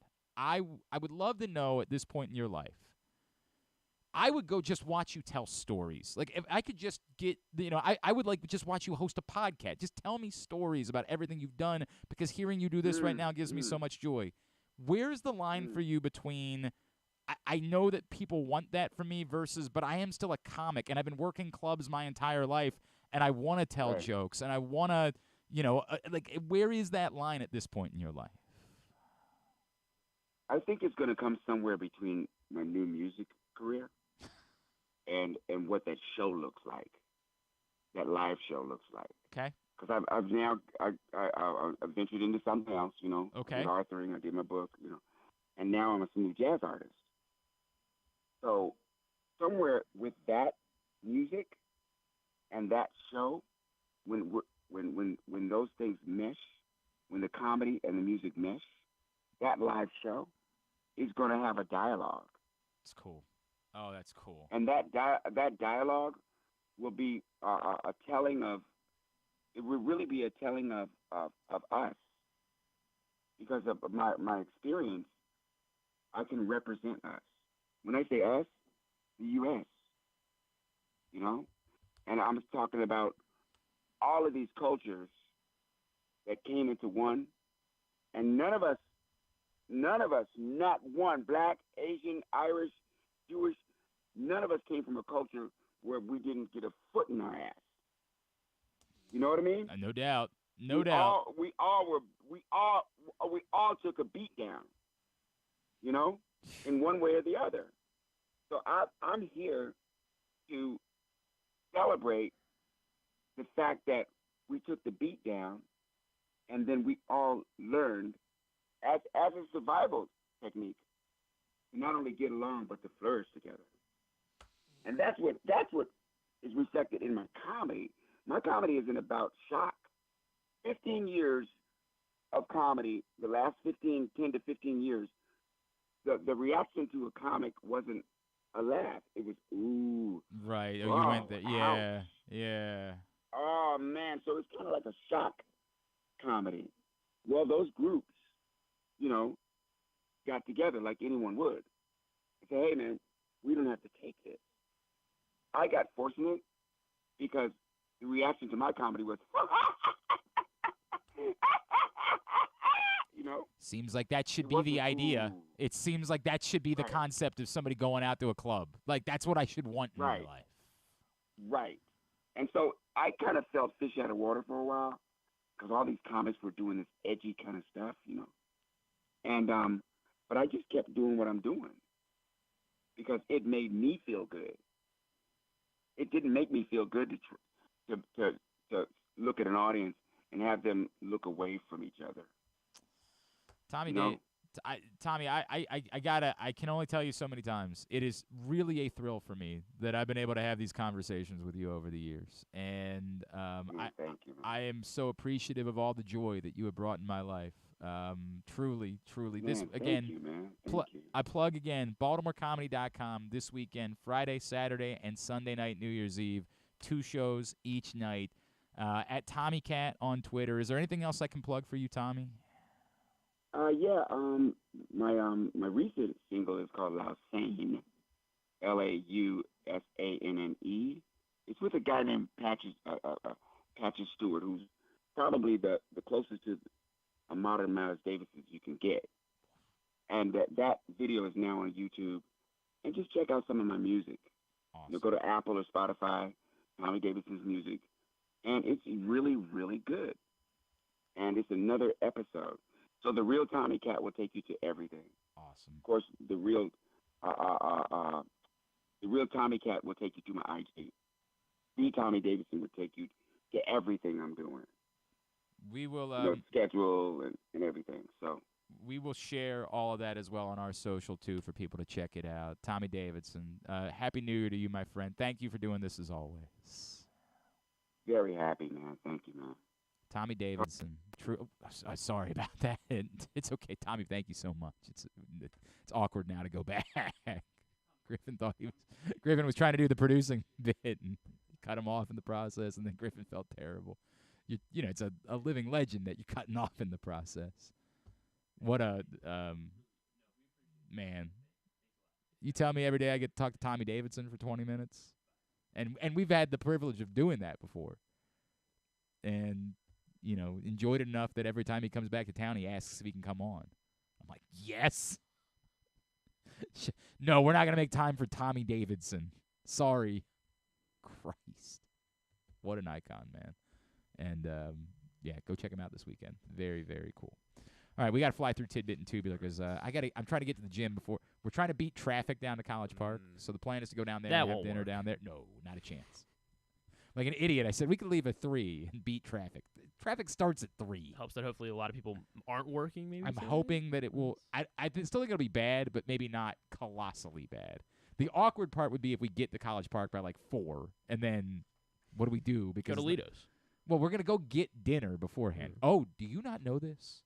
I don't think a lot of people know this. There's a Chick-fil-A concept restaurant. In College Park. Yeah. The what is it called? Little Blue Menu. Yes, yeah. Because it's not Chick-fil-A. It is a Chick-fil-A, but it's not a Chick-fil-A. It's hard to explain. Yeah, because my sister tells me about it. It has elements. And I'm just like, oh, Chick-fil-A. I think they have all the Chick-fil-A stuff there, but they also sell other things. So that's where. What do you mean? That's where you're going. I'd like to try it, and the kids, of course, love Chick-fil-A. So I think that I just want to. But then I did have that moment of but do I want to order a burger from a Chick-fil-A? Is that really something I want to do? Or would I go to this place and just end up ordering? You got to try. Yeah, I mean, if you want to, you got to try it. So we were leaning towards that's what we're going to do because I have not tried it yet. And I like to consider myself a connoisseur of all things Chick-fil-A. So try to pull up the menu for the Little Blue Menu. It's called Little Blue Menu. That's what it's called. It's on Route 1. In College Park. I don't know exactly where it is on Route 1. Is it? I think it's past the school. Oh, okay. For some reason, I thought it was on campus. I guess it's like, yeah, okay. No, it's not on campus. Oh, it's right across the road. Yeah, it's right. It's literally right on Route 1. All right, so I'm pulling up the menu right now. Huh. What are you so fascinated by? I don't know. I didn't realize it was like kind of that big of a thing. I just my sister always described it as just Chick-fil-A. It looks like a restaurant, kind of from the outside. I think it looks like an IHOP or something like that. Yeah, like a diner. Yeah. So they have wings. Oh, I'm definitely getting the wings. Okay, now I remember this place. I haven't been there, but yeah, now I remember seeing it. Oh man, they have smoked and roasted wings. I'm definitely getting some Chick-fil-A wings. Imagine going and not getting. Can you bring some back? If I remember. You got to text me. I'm sure I'll be down. I'll be down there soon. You got to text if you text me. So here's the deal. I definitely want to try the wings. They also have burgers though. Like, do I need to try a burger, a Chick-fil-A burger, or is that nothing? Right? Like, is that not necessary? No, I think you try it. Yeah. I could try it, but is it necessary? Yeah, you do. The wings are necessary. That's a necessary thing. I don't see anything else on the menu for dinner that's dramatically different than anything you could get at a regular Chick-fil-A. I assume they have the frosted peppermint chip coffee at a regular Chick-fil-A. Shoot, now I want Chick-fil-A. Thanks a lot. No, I mean, you can go to. There's a million of them, for God's sakes. Yeah, but I can't. I don't want to go to Chick-fil-A every day. Did you go yesterday? No. Okay, well then no problem. Problem solved. You're not going every day. I don't think there's. I'm trying to see if there's anything else. Oh, they have Brussels sprouts. Dang. They have sweet potato tots. They have onion rings. I act like these are things you couldn't just get anywhere else, but it's for some reason. They have food? Yeah, right. Like what a thought. For some reason I'm wilding out about the fact that you can go to a Chick-fil-A and get Brussels sprouts. Like you couldn't get better Brussels sprouts, I'm sure, somewhere else. But still. Do they have a chicken sandwich there? Yeah, they have all the regular. They have all the regular Chick-fil-A stuff, and they have a bunch of other things. That they have regular French fries, not like the waffle fries. Like string fries. They have like string fries available at this Little Blue Menu Chick-fil-A. Apparently, they have some sauces and seasonings that you can't get. They have a white barbecue sauce. They have red pepper garlic sauce. Hopefully all the kids are home so that it's not like a long line. I mean, I guess if you get there at 4, well, we're trying to leave early. It's going to be awkward, too, because my father... Like, it's one thing if it's just me and the kids, because then I just order a bunch of food, and we'd be like... But my father's going to be there. He's going to be looking at me like, what are you doing? Like, why are you ordering Just explain it to him. Just show him this clip. Be like, yeah. I don't know that he'll get that. I still think he'll look at me like, why are you wasting money on these things that you don't even, like... It's Chick-fil-A diner or whatever. I just feel like I want to take in the experience of the Chick-fil-A experimental I don't think you should feel menu. any shame when you order the entire menu. The entire menu. Every wings, Brussels sprouts. It's 55 pizzas, 55. Yeah, doing the whole 55 onion rings, 55 wings, 55. Yeah, doing the 55 tacos. Brussels sprouts. They have tacos? I don't see any tacos on the list. A lot of interesting stuff. I don't see any tacos. Hang on, let me pull up. Make sure there's nothing else. They have a bacon burger. I don't know how I feel about any of these things. You want me to tell you what tidbit is brought to you by? I guess. Oh yeah, tell me about the Green Turtle. Yes. While we're talking about Little Blue Menu, I got to remind you about the Green Turtle because they are doing something pretty cool right now. If you didn't know, Green Turtle just added live in-person sports betting. So now every Thursday at the Green Turtle Sportsbooks in Towson and Canton, they're offering you a free $10 bet on whatever you want. Probably football for while it's your last night of football. Probably tonight you want to use it on football, but you can use it on whatever you want. When you experience the ultimate destination for game day excitement, great food, and live in-person betting. So check out the Green Turtle Bet Park Sportsbooks in Towson and Canton, or both, and go pick up your free bet, make some money while enjoying some football and food tonight. Oh, right. Are we doing tidbit now? Yeah. Okay. I guess I jump right into it. Just keep looking at this menu. Not a whole lot of interesting facts from last night, but Chris Letang of the Pittsburgh Penguins. Oh. He put himself in some pretty elite company. He had 6 assists last night for the Penguins. How about that? In a span. Did you see what the Coyotes did last night? Did they win a game? Came back from down 4-0. Wow. To beat the Avalanche. Wow. Yeah, that is a big one. Yeah, the Yotes are back. I'm starting to think. That's what the streets are saying. The streets are saying the Yotes are back. They're filling up. They're starting to get 4,000 people in there. Hey, easy over there. Easy over there, guy. They've actually been selling out for the entire time. Even when they're terrible because there's 5,000 seats. He scored. He had all 6 of his assists came in a span of 20 minutes. Oh, 19 minutes and 33 seconds, all 6 of these assists Currently came. the number 4 seed in the Western Conference. The Coyotes are. They'll host a playoff, or I guess they'll host 4 of 7 games in a maybe. Well, it's still a long way to go in the season, dude. Crown 'em. Yeah, right. No other player in NHL history has had 6 assists in a span of less than 30 minutes in a game, let alone 20. The shortest span prior to that was... They're not the number 4 seed in the West. I was totally wrong about that. They might be the number 8 seed in the West. That might be better than the Capitals. So I think they are better than the Capitals, but I think that's about it. The shortest span prior to last night was 30 minutes and 17 seconds. 7. They're the 7 seed in the West currently. By Wayne Gretzky back in 1980. So that's solid, right. solid company there for Chris Letang. Also, the I saw something recently with that goal that Connor Bedard scored that everybody was they called the lacrosse goal. And Wayne Gretzky said I could not have done that. So kind of cool. All right, go check out Connor Bedard doing things I'm not really paying attention. Greatest hockey player ever. Dude, I'm not really paying attention to hockey. I guess gotta be honest with you. It was also Marcus Peterson also had 4 assists last night for the Penguins. First time in NHL history that 2 defensemen have had 4+ assists in the same game. How about that? As teammates or opponents. How about that? Since 1995, Puka Nacua has now had the second most games of 140 yards receiving as a rookie in his rookie season with 4. I want to see if you can name all 10 players that have had multiple 140-yard games. Obviously, I guess we want to get out of here. So name the guy that's had more. Randy Moss. Not Randy Moss. He would be on your top 10 list. Jamar Chase. Jamar Chase. Both of them have had 3 such games their rookie year. Puka has 4. One guy had 5 since 95. Since 95. How about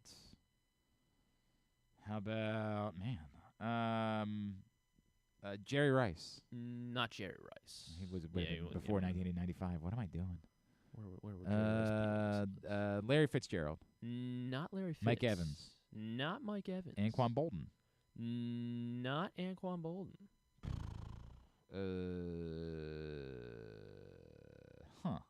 It's a wide receiver? Yes. I don't, man. How about Calvin Johnson? Not Calvin Johnson. Is there a reason why I should be? Is there? Yeah, you should know it. I should know it. Yeah. Great. Guide me. He is active. Active. All right. Michael Thomas. Not Michael Thomas.